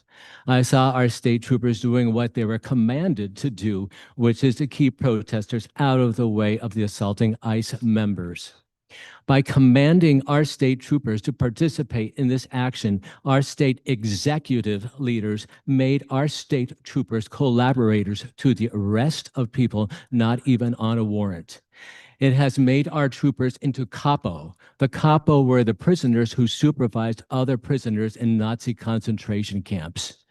We need to pass S227 to limit federal immigration agents, S28 for standards on law enforcement identification, H849 regarding civil action damages for the interference of state or federal constitutional rights. When there is an ICE action, our government must publicly, directly, and immediately connect with ICE in a way that all of us know about. The information regarding the ICE action must be verified before moving forward. If ICE will not comply, that information also needs to be publicly put forward as a public service announcement. We need to know what's going on, and we need to have our executive branch take authority and do something. Not only were citizens caught in the front lines, but also the good name of our police force was dragged through the mud. Thank you. Thank you. Evelyn is up next, and then Jeff Nicholson. Hi, my name's Evelyn Mercier, and I'm an intern with Migrant Justice this semester. On March 11th, many of us witnessed what will go down in history as one of the most violent attacks on our neighbors here in Vermont. I saw firsthand officers from many different agencies brutalize not only the Solidarity members who were protecting our neighbors inside the house on Dorset Street, but also unlawfully arrest 3 of our friends inside of the house. ICE used tactics that violated constitutional rights, but who helped them, our local police. I believe strongly that if we had not seen the police presence that we saw there, ICE would not have been able to unlawfully detain our friends. I looked in the eyes of an ICE agent and asked him if this was his child inside, what would he do to protect him? Would he be chained to the steps begging that nobody take him away from his father? He said nothing. He looked straight past me, nothing in his eyes, because that's all it is. It's just another day on the job upholding the law. When I asked police why they were complying with ICE, they responded to keep everyone safe. But who are we keeping safe? Masked men in the streets kidnapping our neighbors? Who are we keeping safe? The state? Who are we keeping safe when dozens of protesters were pepper sprayed, thrown to the ground, even choked, while ICE officers stayed protected by their police bodyguards? The police are upholding a system of state violence, institutional racism, and a total disregard for community, and our Vermont officials are allowing it. We are calling for them to be held accountable for this, because who keeps us safe when they don't? We keep us safe. We have to do everything to protect ourselves and our neighbors. This is a lesson we'll have to learn over and over. And after everyone slowly lets go of this day, after you all move on with your lives, you check your watches, wondering when you can get home, you put all of this in your back pocket, remember that your migrant neighbors still feel it every single day. Abolish the police and abolish ICE now. Thank you. Jeff Nicholson and Megan Hickey is up next after that. I think I'm an agitator. I'm going to have to admit that. I'm not an outside agitator. That's not what the governor said, but I think there's a difference there. I live in that neighborhood. And if you're wondering why some people are upset, it's because we live in that neighborhood. We've said, go a few people up in Minnesota and we're sorry for this, that, or the other thing. It got real fast here last month. And a lot of people who are our allies, and a lot of people who don't necessarily agree with us, and a lot of people that haven't been spending the last year and a half thinking about this, aren't really ready to talk about it. And I know a lot of your people, a lot of people in the government aren't ready to talk about it either. The thing that's been bothering me, the only thing that's been bothering me, and I'll put the agitator versus outside agitator definition, is the people that say, the governor had a really nice statement. Then he threw that agitator shadow in there at the end. I don't know why he had to do that. But others, like the Burlington police chief, said everything was fine until some other group came from somewhere and made it weird. And there's been state officials saying the same thing. And that's just not what happened. It got weird when the cops took the bad guy's side. That's when the arms came out. That's when things started going bang and boom and the big flashes you saw on TV. All the protesters, the protectors, were nonviolent. I didn't see any acts of violence that were initiated by the protectors. I just wanted to say that. But I also want to know, you need to know that this is important. It's important to us. Agitate, I looked it up in the dictionary because I thought the governor was insulting me. It's to argue strongly for something, especially for changes in law, social conditions, etc. I'll own that. To make someone feel angry, anxious, or nervous. I think they were angry that we were there. Or to make something, especially a liquid, move around by stirring it or shaking it. If your washing machine doesn't have an agitator, your laundry's not going to get clean.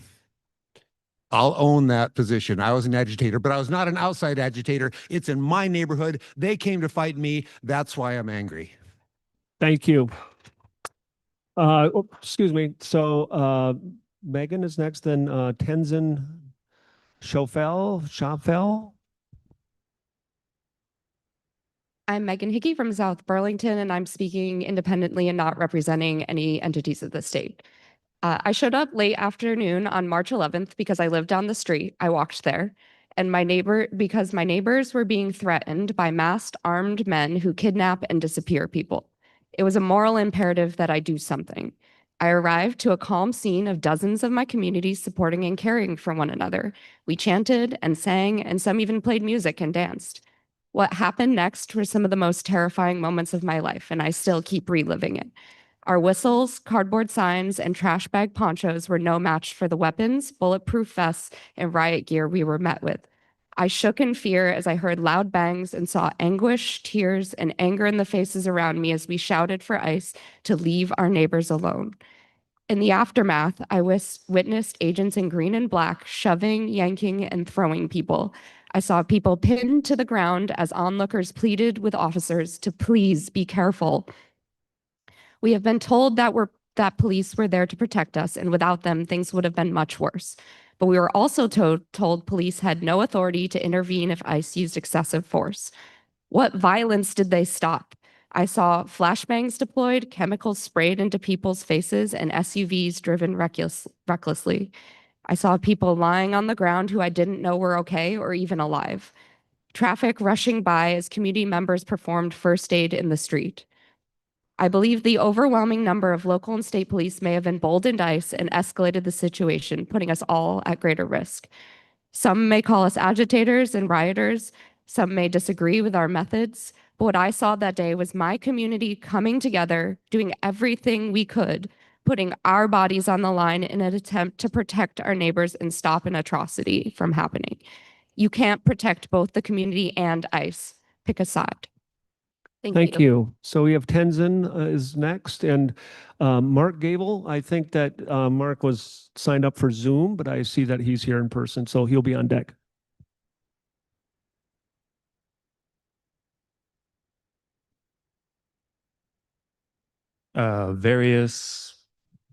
My mayor, the state troopers, official statements, our government and state house here, all released statements and saying, am I closer? Too far? Yeah.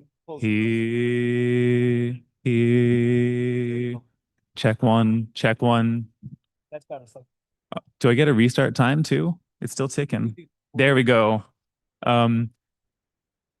The powers that be all release statements that the state troopers and Vermont State Police, the local police, use no chemical irritants or any kind of non-lethal rounds or any kind of flashbang devices. Many of my friends beg to differ. My ribs beg to differ. Got a nice little photo here for y'all. You can pass that around if you like. It's a little bit naked, but it's a whole bunch of bruises from pepper rounds. And our police are liars. Our state government are all liars. All of you, you're liars. I do not expect any kind of meaningful change. Our state police and local police fully aided ICE, and you might be wondering what kind of agitation I was doing to get a few bruises from them, and it's because I was helping a friend that was in front of a weaponized car that was moving in front of them. They had two state troopers, pew, pew, pew, pew, with their pepper bullets in their face nonstop while they were already down. The state troopers were making no effort to help them up. I was trying to help them up. That's why they were trying to hurt me.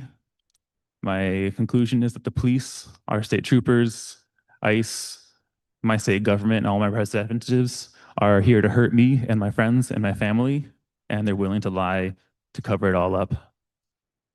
See the rest of my time.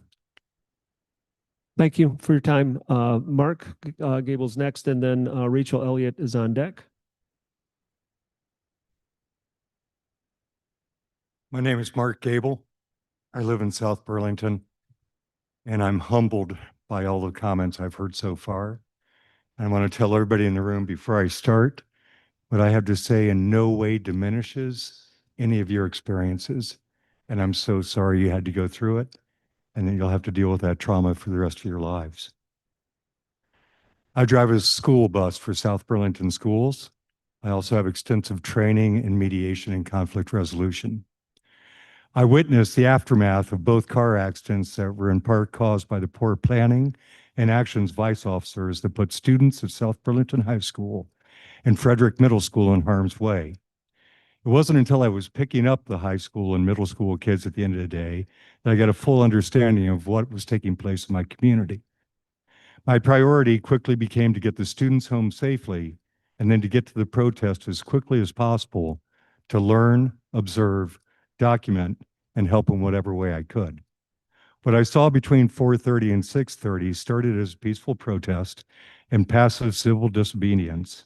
But after the arrival of ICE's tactical team and the second group of state police, things quickly turned into a violent disruption. From where I stood, none of the players involved were without some level of responsibility for the anger and hate that ensued. However, in my mind, one of the primary differences between what took place in South Burlington that day and the No Kings March on Saturday was the difference that individuals clad in orange vests were responsible for keeping protests peaceful and civil. That was missing on March 19th, and it shouldn't be in the future. And that holds true not only for the protesters, but for the state police, the South Burlington Police, and the Burlington Police. Where were the mediators? Where were the people that were supposed to keep it peaceful? I'm in no way saying that those who stepped out of line shouldn't be held accountable. However, we are in a time where we need to collaborate and build strong relationships with groups that maybe under other circumstances we might not.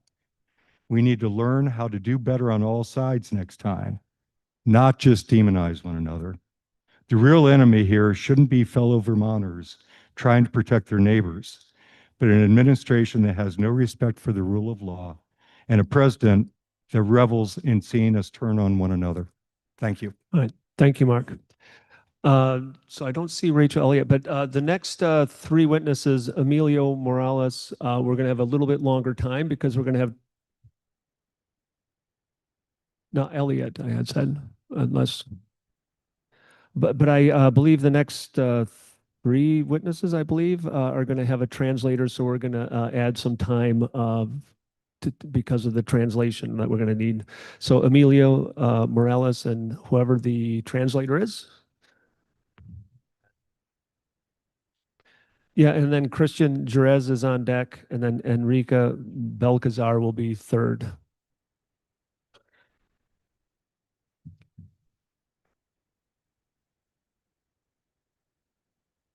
Hi, sorry for the confusion. The sound quality isn't too good. My name is Rachel, they, them. I'm a staff member with Migrant Justice. I was there and involved for the entire day on the 11th. We've heard extensively both tonight and over the last few weeks from protesters, from the people who were detained, and from law enforcement across various jurisdictions. So I wanted to summarize briefly, because I know we've all been taking in quite a lot of information, the timeline of what happened on the 11th. So just before 8 a.m. on March 11th, Migrant Justice received word through our emergency line about an attempted ICE detention in progress on Dorset Street in South Burlington. A Migrant Justice volunteer arrived on the scene and confirmed that there were at least 3 ICE agents on site. We then activated our rapid response network at approximately 8:30 a.m.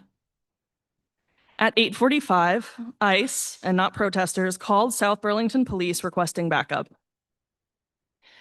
From there on, over the course of the day, dozens of South Burlington, Burlington, and Vermont State Police arrived on scene, while dozens and then hundreds of allies and Vermont community members rallied in front of the home. We sang, we shared food, someone was making hot dogs around the corner, and we made sure that the people inside knew that they were not alone. Protesters self-organized to keep each other fed, warm, and relatively dry despite the cold rain. And as many have said, during the day, dozens of ICE, briefly Border Patrol, and then Vermont State Police, South Burlington Police, and Burlington Police officers were present. We've since learned that officers set up a joint command post in the South Burlington City Hall, where state and local police helped ICE plan out the home invasion, laying out the role that each agency would take.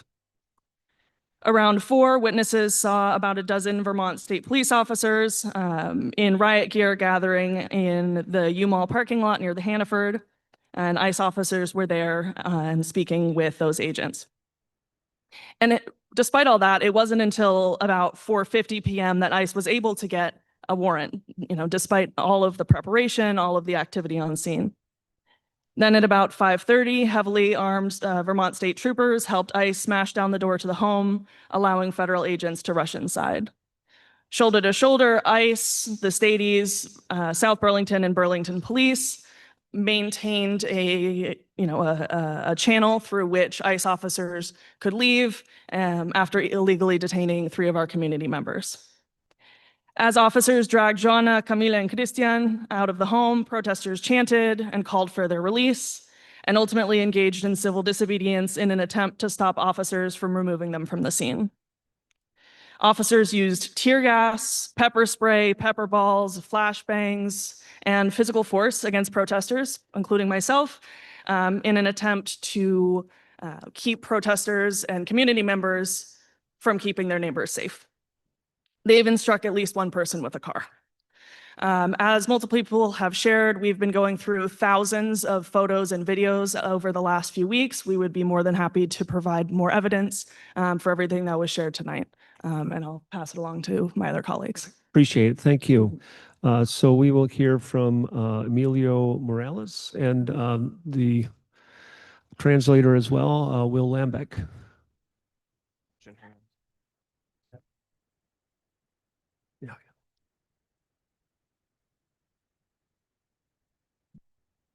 Mi nombre es Emilio. Primero, más que nada, quiero agradecer el espacio a todas las personas presentes por hacer posible este momento, por permitir levantar nuestras voces y escuchar nuestros testimonios.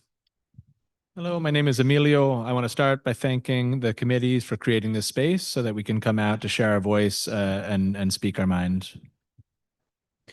El 11 de marzo fue triste y lamentablemente lo que nuestra comunidad ocurrió. Fue un operativo que dejó con miedo a muchas familias y mucho dolor. The events of March 11th were extremely unfortunate and continue to have repercussions in our community. What happened there has long-term ramifications and has created great pain in our community.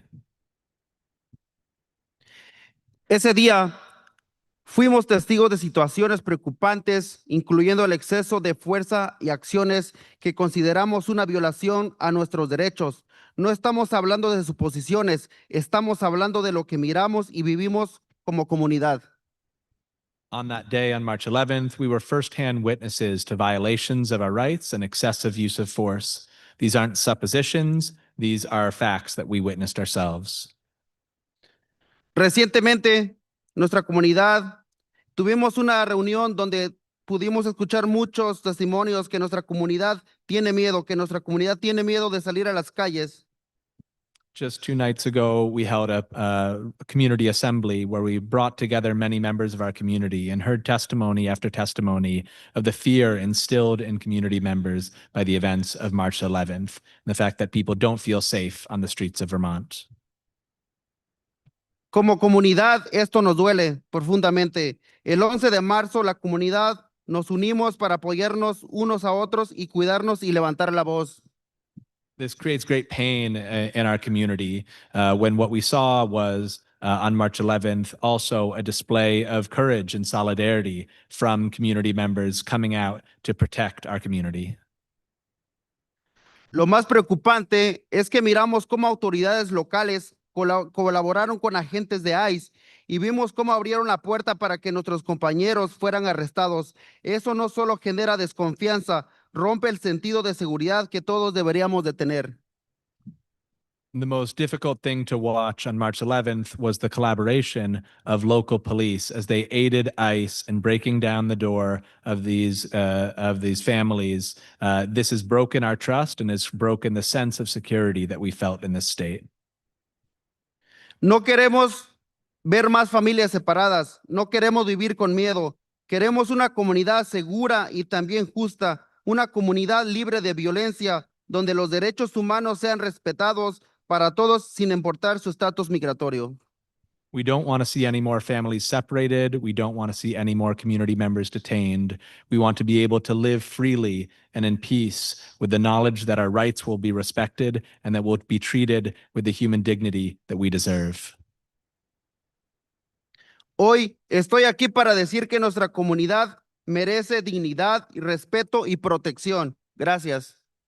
I want to leave you with the message that our community deserves dignity, justice, and safety. Thank you.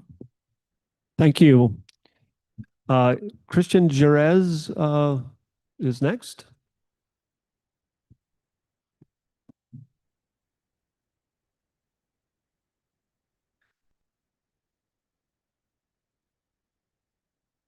Buenas tardes.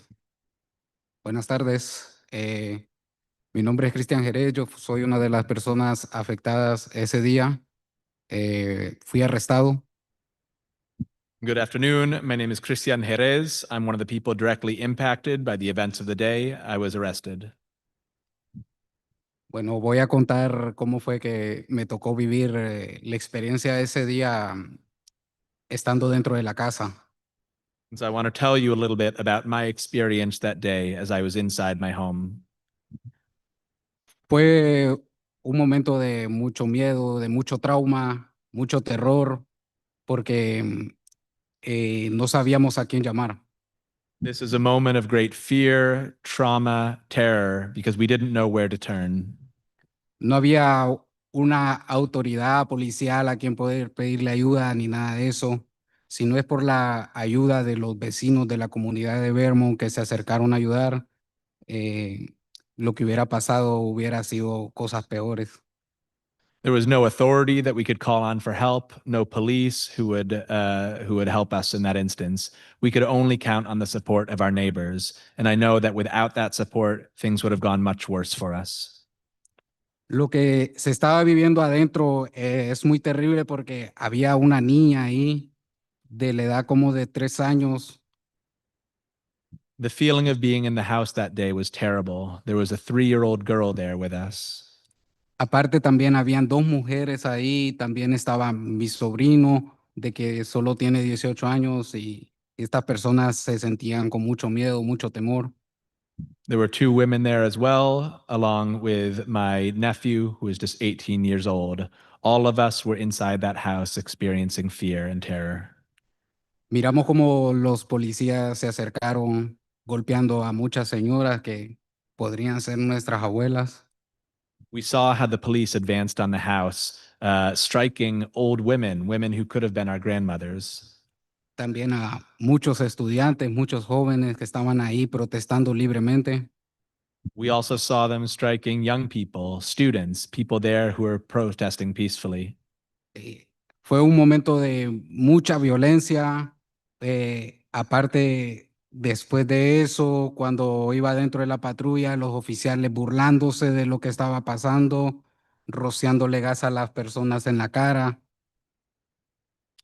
This was a moment of incredible violence. And once we were taken out of the house and put into the cars, we heard the agents laughing and making fun of the people outside. We also saw through the car windows as they used pepper spray on people's faces.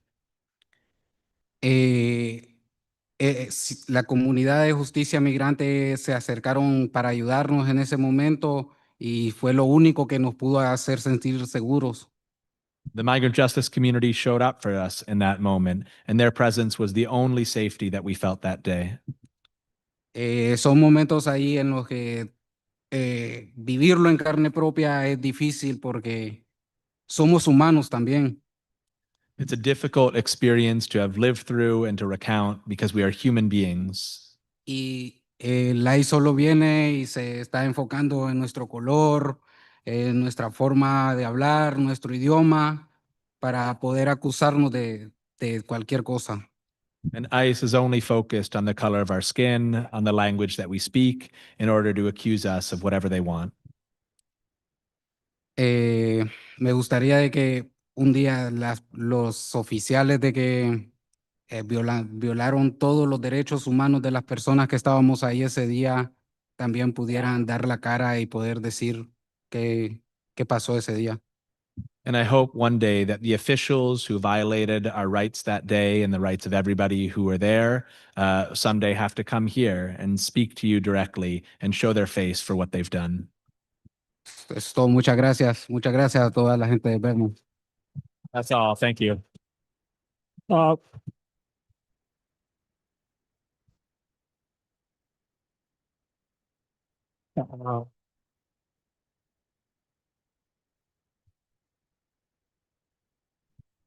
Thank you. And we will go to Enrique Belcazar next. Thank you.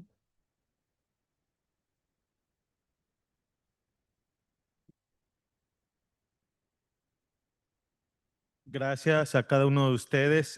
Quiero reconocer por abrir el espacio para escuchar la realidad del pueblo en este caso. Thank you to all of you for opening the space, for hearing the reality of the people. Mi nombre es Enrique Balcázar, soy parte de la comunidad migrante aquí en el estado de Vermont. My name is Enrique Balcázar, and I'm part of the immigrant community in Vermont. He estado aquí, bueno, desde el 2014 creando, apoyando a pasar la ley de no más polimigra, estando en muchas reuniones con el Consejo de Justicia Criminal del estado de Vermont para dar testimonio de las malas experiencias vividas cuando la policía se enfoca en hacer el trabajo de inmigración, no solo en Vermont, sino alrededor del país. Now, I've been in this state since 2014, and since that time, I've been involved in pushing forward and creating the fair and impartial policing policies that we have in the state today. Many times I have gone to the Criminal Justice Council, provided direct testimony, talked about the protections we need because of the issues that happen when police in Vermont and around the country do the work of immigration enforcement. Por más que la policía repita de su intención, la realidad se está contando y es muy diferente. Despite how many times the police try to paint a picture of their intentions that day, you are hearing tonight about the reality of what happened. La comunidad migrante nos hemos organizado para clamar por respeto y que nuestras familias puedan vivir en paz en el estado de Vermont. Our immigrant community has organized to speak up for our rights and so that we can live in peace in the state of Vermont. La política no más polimigra es justo para que en estos momentos donde no queremos que los recursos de los pueblos y los recursos del estado de Vermont apoyen a la opresión y a la separación de familias. The fair and impartial policing policy is needed in this situation more than any other to ensure that the resources of Vermont and people acting on behalf of the state of Vermont are not responsible for the separation of families and the detentions of immigration authorities. Eso es parte de la agenda del gobierno federal en contra de nuestra comunidad y debe de quedar allá. Nosotros vamos a seguir organizando para pedir un cambio a ese nivel. These actions are part of the federal government's agenda attacking our community. They should not be part of the agenda of the state of Vermont. Our responsibility is to our residents in this state.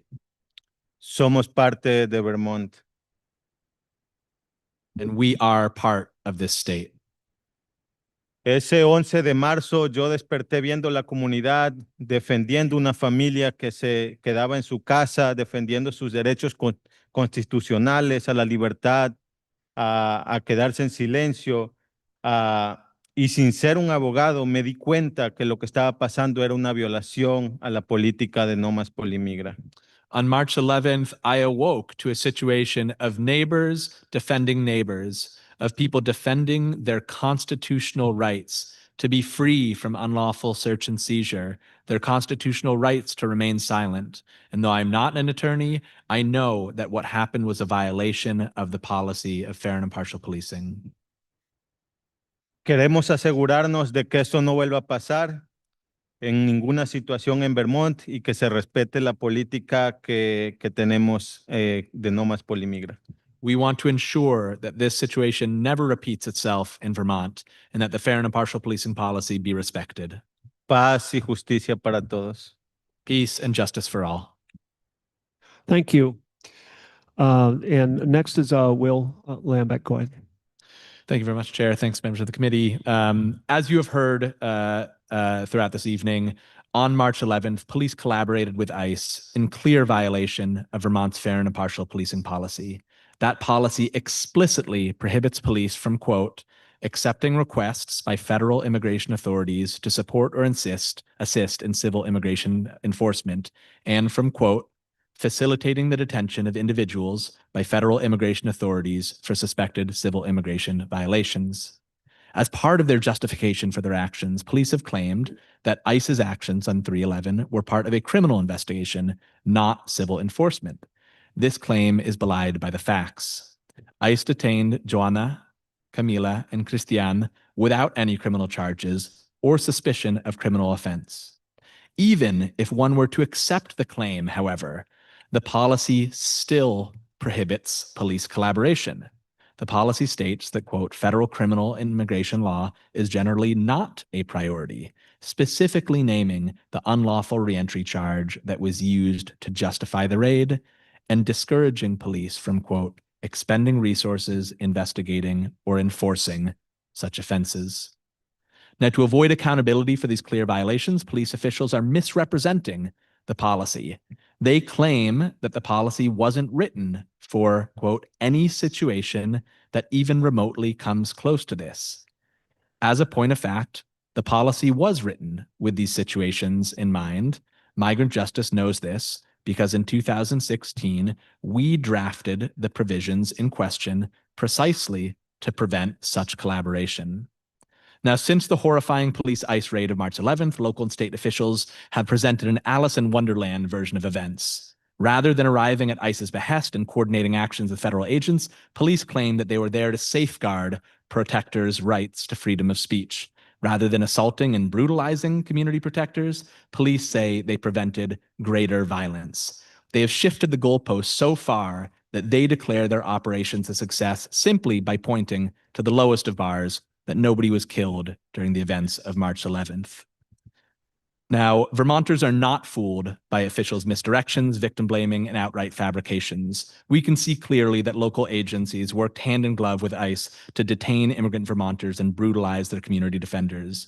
And we know that police will not police themselves.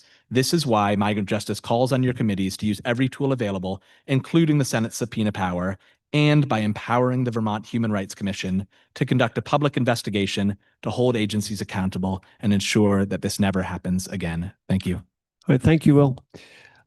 So we are next, excuse me, if we want to get to the last witnesses, I need the folks to be quiet on that. Sorry.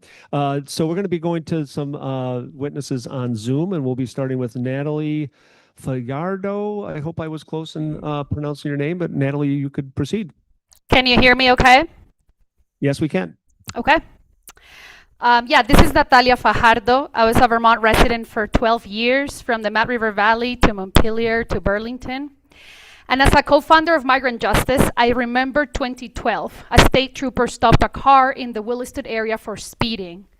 White driver, but the trooper saw 2 Latino passengers, profiled them, and called Border Patrol on them. Through much organizing and advocacy, Vermont passed a bias-free policing policy to prevent such collusion from happening again. And note that this is not a collaboration. ICE or Border Patrol playing cop and cops playing to be ICE is pure collusion. We didn't push for this policy just to protect immigrants. We fought for this also to generate trust of local authorities so that people who experience or witness crimes could feel their call to the police to report it wouldn't end up in someone's deportation.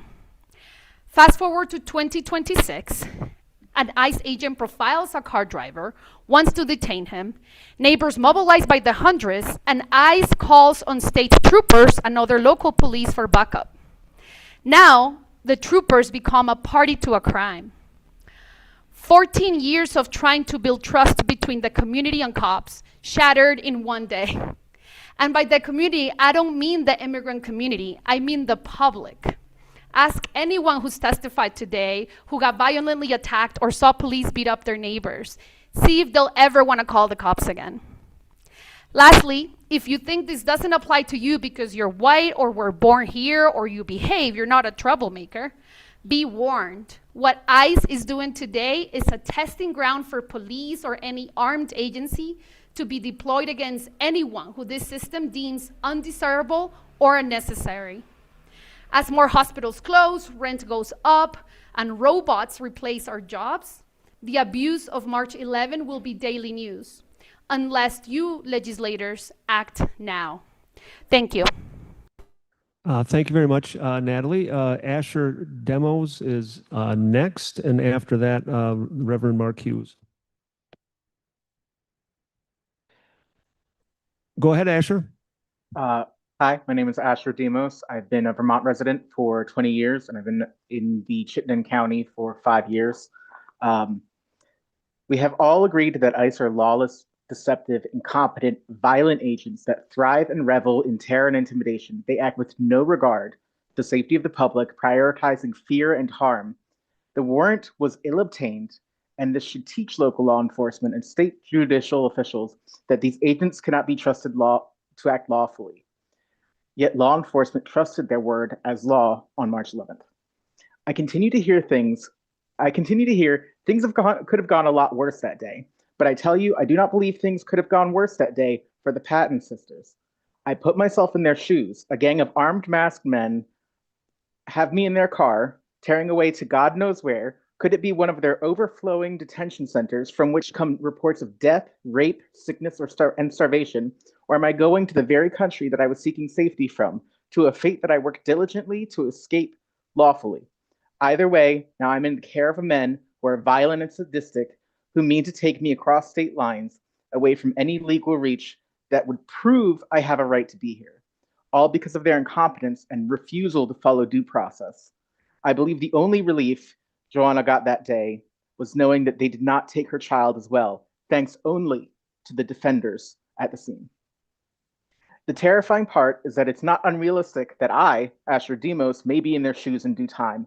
As a transgender US citizen, I am painfully aware of how the administration speaks about people like me. What they do to immigrants today will be done to transgender people tomorrow. Up until now, I believed I was safe in Vermont. I had put my faith in Vermont and my state government leaders, that whatever madness the federal government imposed would not be tolerated in my home, in my backyard. That was until March 11th. And I came to find that not only would law enforcement deliver me into the hands of the paramilitary force, they would pat themselves on the back for a job well done afterward. It seems the only answer that we can get from local law enforcement and our leaders is there is nothing we can do about ICE, but shame on the civilians trying to stop them. I refuse to accept that answer. We voters handed you power. You cannot tell us that you are powerless. ICE occupation is a threat that must be addressed, and I beg you to address it. We don't want to be pepper sprayed. We don't want to be tear gassed. But if you, the only people who can stop this diplomatically, refuse to protect us from ICE, then we will protect ourselves and each other. As we lay ourselves in the path of these terrorists, using the only power we constituents have to stop them, we will remember that you did nothing to stop them. All right, thank you, Asher. And next is Reverend Mark Hughes, and after that, Jess Shapiro. Amen. Good evening. My name is Reverend Mark Hughes. I'm the Executive Director of the Can't hear you, Mark. Can you get closer to your mic? Let me see what I can do.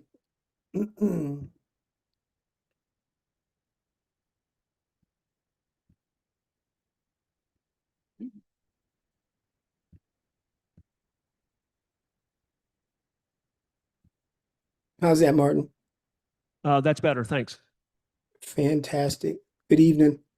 My name is Reverend Mark Hughes. I am the Executive Director of the Vermont Racial Justice Alliance. Slavery created the need for civil rights in this country. It's because of civil rights that democracy has been possible at all. Without civil rights, we really don't have a democracy, which is where we are today. Throughout our history, policing has been one of the primary tools used to enforce exclusion through the over-policing and surveillance and control of Black and Brown communities. That history has not skipped Vermont. Black Vermonters are still stopped more, searched more, ticketed more, arrested more, subjected to more force, and that's not an opinion. That's a documented reality. We're experiencing the expansion of that enforcement power right now. So what happened on March 11th on Dorset Street?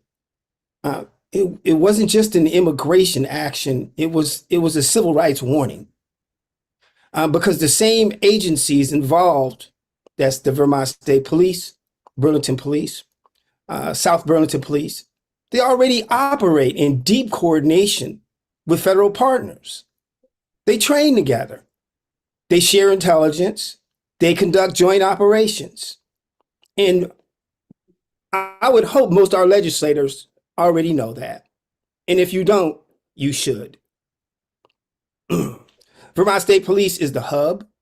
Burlington is the partner. The federal agencies, HSI, FBI, DEA, ATF, they're all anchors. This is not new, none of it. This is a new application of an existing enforcement network.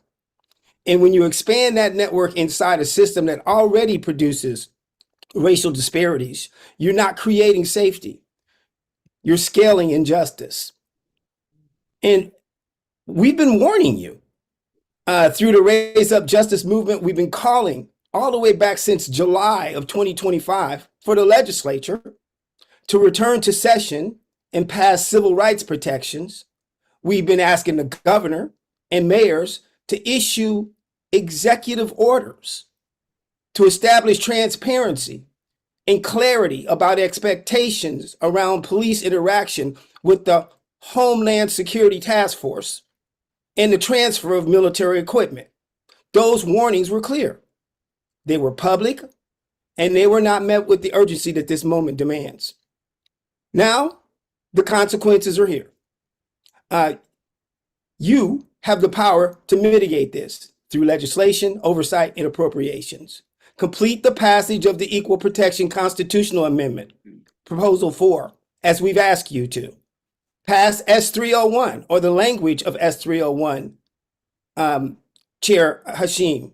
So Vermont no longer has to rely on the federal government for civil rights funding and enforcement, as we've asked you to. Pass H361 to establish real police oversight across all law enforcement agencies in this state, as we've asked you to. Because if you fail to act, you're not neutral. You are complicit. And in the expansion of a system that always has fallen hardest on Black folks and brown folks, you're complicit. So democracy, it cannot exist where injustice is enforced. The responsibility, the power, it's all yours. It's up for you to respond. It's up for you to act. All right, Finally, thank in you, closing, Mark. I'll just say, if you put all the ingredients for a cake in the oven, don't open it up looking for a pie. Thank you. Have a All good right. evening. And with that, thank you, Mark. I appreciate that. And if we could try to stick to the 2 minutes, the remaining folks, so we can make sure we get through them all. We have Jess Shapiro and then Jill Martin Diaz on deck. Hi, my name is Jess. I live in Burlington, and I'm here to speak on the violence I personally experienced on Wednesday, March 11th. I was strangled until unconsciousness by a state trooper. I was standing in the street at about 6:03 following the removal of the people from the home. I was on the front line centered before the violence, before the troopers began. My elbows were linked together with my hands locked together, and I felt confident that because I wasn't violent and I wasn't screaming obscenities, I was just standing my ground, that I would be safe from assault. The state troopers were in front of us waiting, and they started to push in a V formation. The state trooper that was in front of me started to try and pry apart my fingers.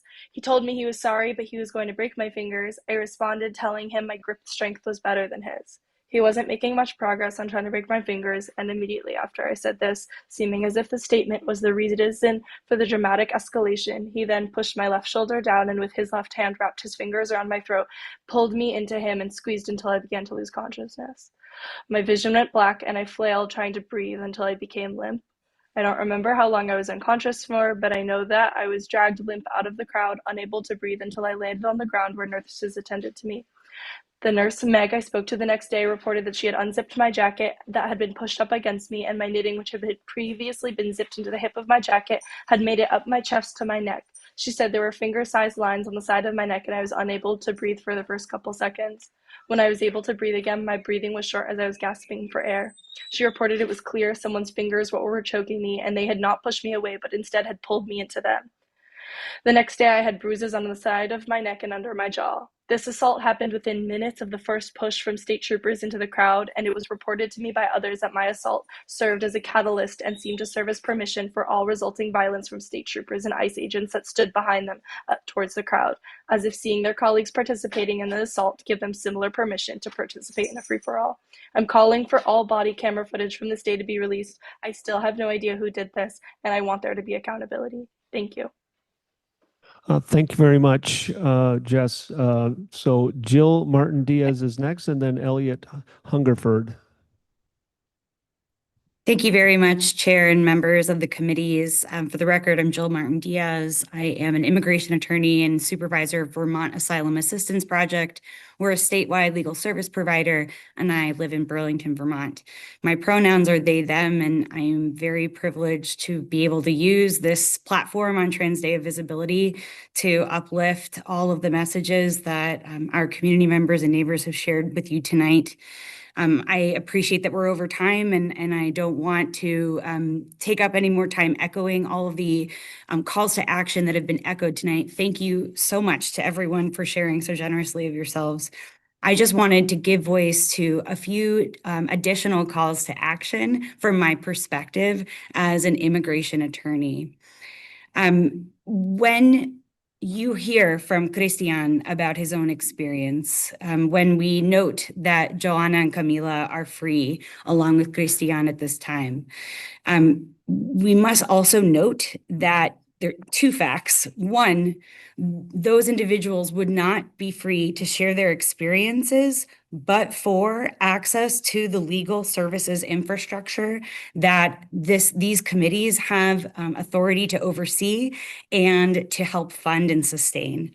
And secondly, legal interventions are not possible without the frontline rapid response, accompaniment, and witnessing work of our community partners.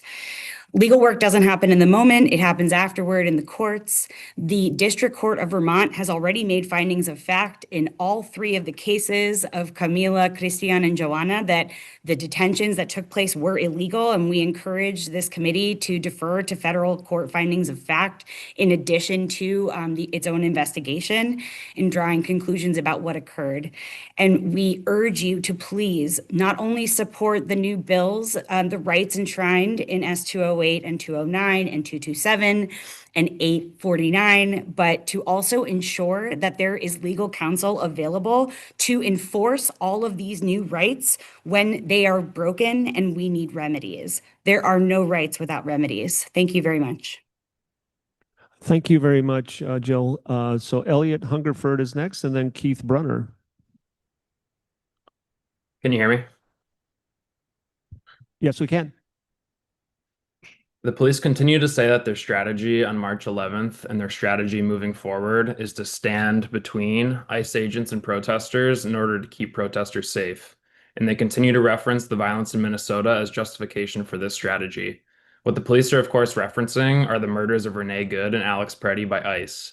But let us not forget the other violence that has happened in Minnesota, the murders of Philando Castile, George Floyd, and Amir Locke, who were all murdered by the police. Like ICE, the police kill people too.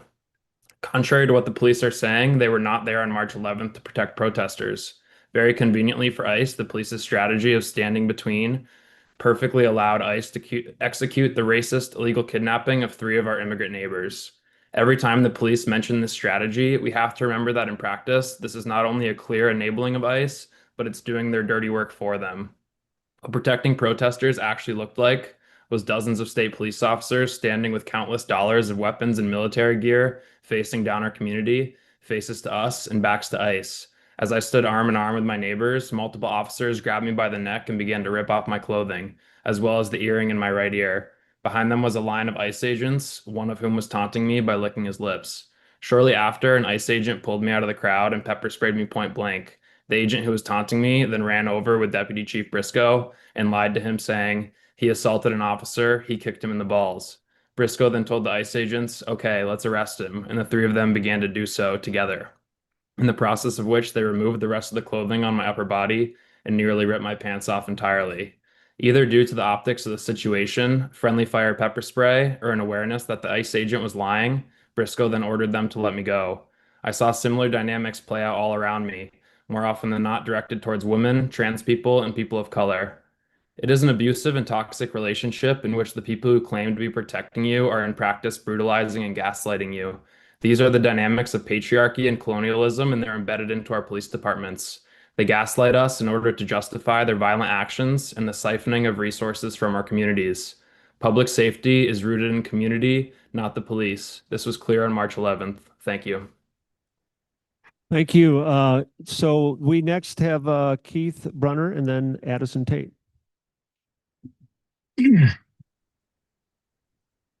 Hi, everyone. My name is Keith Brunner. I am a parent of two. I live in Burlington, and I was there on March 11th from about 9:30 in the morning until 7 p.m., pretty much the entire day. I fully affirm what other people have said in terms of the horrors that they faced. I saw it with my own eyes, and this is pretty understated testimony, what I prepared for tonight. I saw masked state police wearing tactical gear, arriving in formation, and advancing on us. I saw them physically pushing, grabbing, and throwing people in order to create and enforce a corridor for ICE agents to break down the door and extract people who were inside. And I saw state and local police using violent force to clear people around me who were in the street, preventing ICE from getting away with our kidnapped neighbors.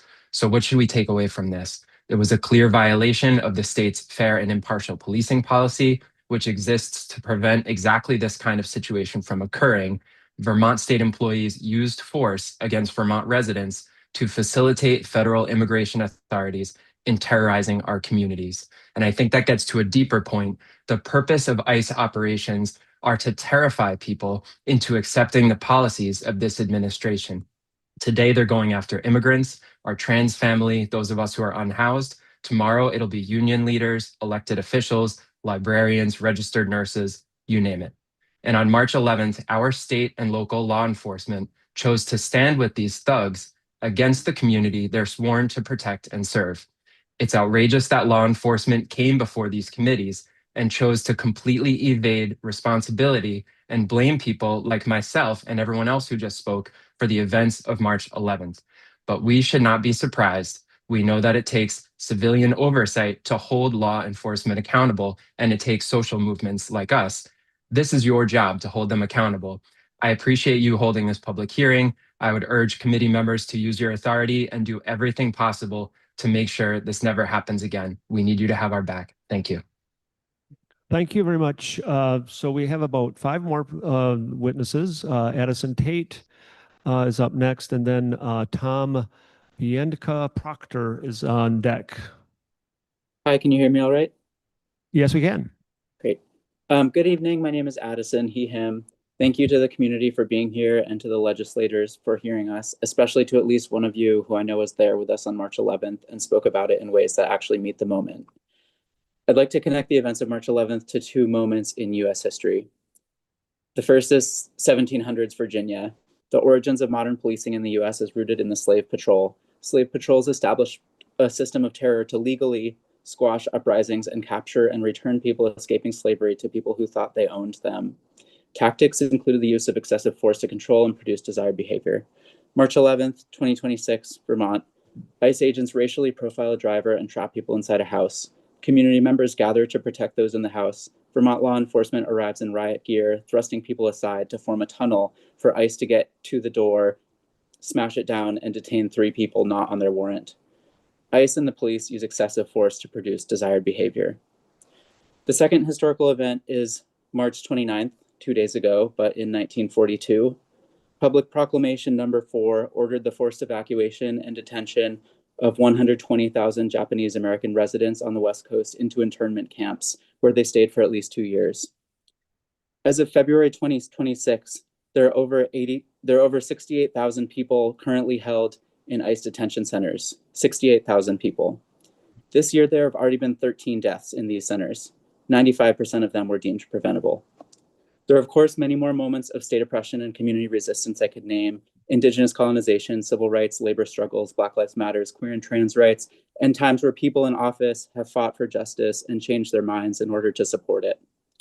Please consider your role in this history. Please consider the role of Vermont law enforcement. The police violence was widespread that day and clearly inherent to the way Vermont police operate. Yes, please continue the one investigation into Officer Gonzalez, but do not scapegoat him as one bad apple to let off the rest of the police. To relay a line from comedian Hari Kondabolu, isn't the full version of the saying, one bad apple spoils the bunch? Thank you. Thank you. Tom Mienka Proctor, and then Kimberly Olson Walters is on deck. Hello, can you hear me? So Tom, if you could just move closer to your, we couldn't hear you very well. Can you hear me now? Yes, that's good. Hello, my name is Tom Mienka-Proctor. I'm a resident of Burlington, and on March 11th, I joined hundreds of community members on Dorset Street to defend our neighbors. State and local police did not protect the community. They protected ICE agents. In fact, thanks to their shared use of face masks and lack of identification, state police and ICE agents were nearly indistinguishable. Because of this, I cannot say whether or not it was a state police trooper or a federal agent who threw my sister-in-law to the ground with enough force to cause a black eye and concussion. She is 5'1" and posed no threat. Shortly afterwards, I was assaulted by a member of BPD. I was walking backwards with my hands raised, non-violent, and clearly not a threat. Despite this, an officer sprayed me directly in the eyes with pepper spray. Since then, I've needed medical care for ongoing eye discomfort, and the incident left a psychological impact. You've heard the argument that without state and local police, the situation may have escalated further. But if we rely on hypotheticals, we must also consider another, a scenario in which federal agents acted with violence and local law enforcement chose to defend and protect their community. This moment requires a choice. Vermonters have already made theirs. People showed up to defend their neighbors, even at risk to their own safety. But it appears law enforcement has aligned with the federal government while deflecting responsibility in the aftermath of this debacle. As lawmakers, you have power. If you direct law enforcement to stand with Vermonters to protect them from harm, you'll be remembered for that decision as an act of courage and principle.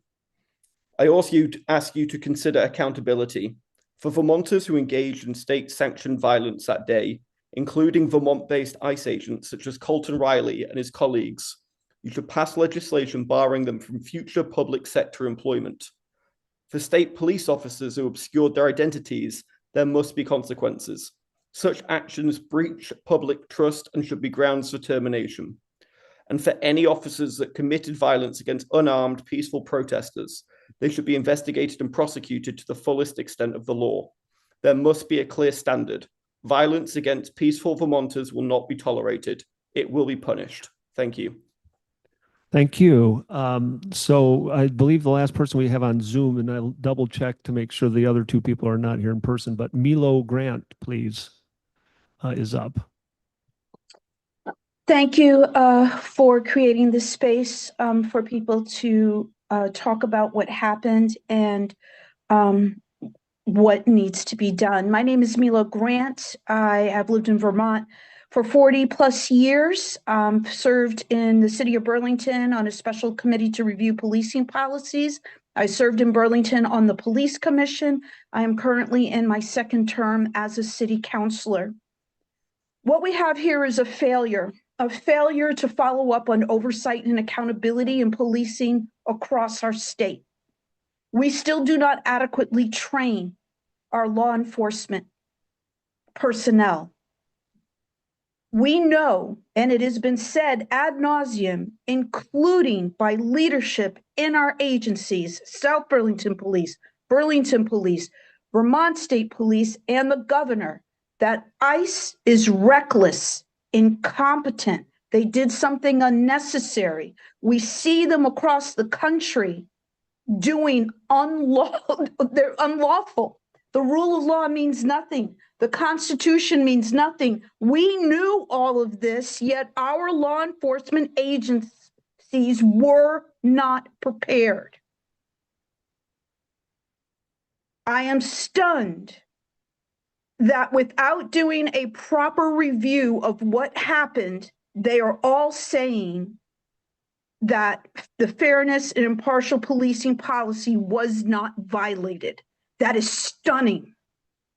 The basic fact that individuals were detained by ICE and they were not listed on the criminal warrant, the fact that no attempt was made to peacefully go into the home, identify who is in the home, allow anyone not listed on the warrant to leave is a failure. This would not have happened to them if they were white. And we really have to think about that, and we have to look about that. No law enforcement agency should be saying that there wasn't a violation. We keep hearing we can't control ICE's behavior, but we can control the behavior of our own agencies, and there needs to be accountability for that. Similar to 2020, when we had a reckoning over the murder of George Floyd, Vermont, this is our reckoning. Trust in our law enforcement has been gravely affected. They So, stood thank with you. ICE, they assisted ICE, and for them to deny that is unacceptable. Thank you. Thank you very much. I just want to make sure, Kimberly Olson Walters, is she here? I don't see, or Leaf Taranta. Leaf, take us home. Thank you. Can you hear me? Yes, thank you. Thanks. My name is Leaf, and I am a professional de-escalation and nonviolence trainer. I was there on the 11th, and I'm also part of the community investigation that has spent thousands of combined hours combing the footage of the incident. We found extensive evidence of police and ICE collusion, fair and impartial policing policy violations, and documented uses of excessive force. By limiting testimony to 2 minutes and no slides, you are restricting this evidence. And if you would like to see some of what we have brought a projector and we have a slideshow outside if you'd like to look at it. With the little time I have, I want to address the idea that police were there to protect us and that they followed their own laws and policies. This is a lie.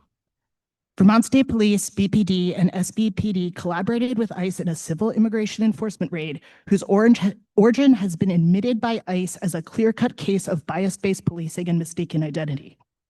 Vermont State Police Critical Action Team staged with ICE and state police officers threatened civilians with use of force and legal action hours prior to the existence of a judicial warrant. State and local police helped ICE agents enter and leave the house with 3 detainees who they did not have a valid warrant for, who ICE then attempted to traffic across state lines and whose detention was immediately ruled by federal courts as illegal. If police were there to protect, why are there multiple videos of Vermont State Police officers leaving the scene literally seconds prior to ICE's deployment of flashbangs, pepper balls, tear gas, pepper spray, and vehicle attacks against the crowd? Why did local and state police assist ICE in arresting and brutalizing unarmed civilians? The VSP use of force policy requires officers who witness excessive force to intervene to stop it. They didn't. Instead, VSP officers repeatedly use strangulation and carotid hold maneuvers that are always prohibited by the use of force policy, even in situations where lethal force is allowed. I keep hearing that officers were in a difficult position. It is not hard to not attack innocent community members. It is not hard to keep your hands off of someone's throat. It is also not that hard to stand up to ICE. I know this because I've done it and I've seen people do it. They were doing it all day on the 11th, without weapons, without protective vests, without qualified immunity that protects them from the consequences of their actions. All that is required to stop ICE is to say no, to have just a shred of courage and integrity, and to care just a little more about your community than you do about things being easy. This is not a hard choice. Surrounding that house as more and more agents showed up with assault rifles and chemical weapons and literal murder in their eyes, I knew that myself or my friends could die. And I knew that there were kids inside. And deciding to stay and hold that line is the easiest decision I have made in my life. Every single officer and every single elected official is making that same choice right now. And so far, you are choosing the wrong side. We are in a moment now before the full authoritarian takeover of our state where you can still choose. Please let the record show that you had this opportunity to change your minds. Thank you. And if you could, Leaf, Leaf, if you could provide a link, send a link to the videos that you mentioned to the committee assistant, I'd appreciate it. Thank you to everybody who came out tonight. Really appreciate hearing from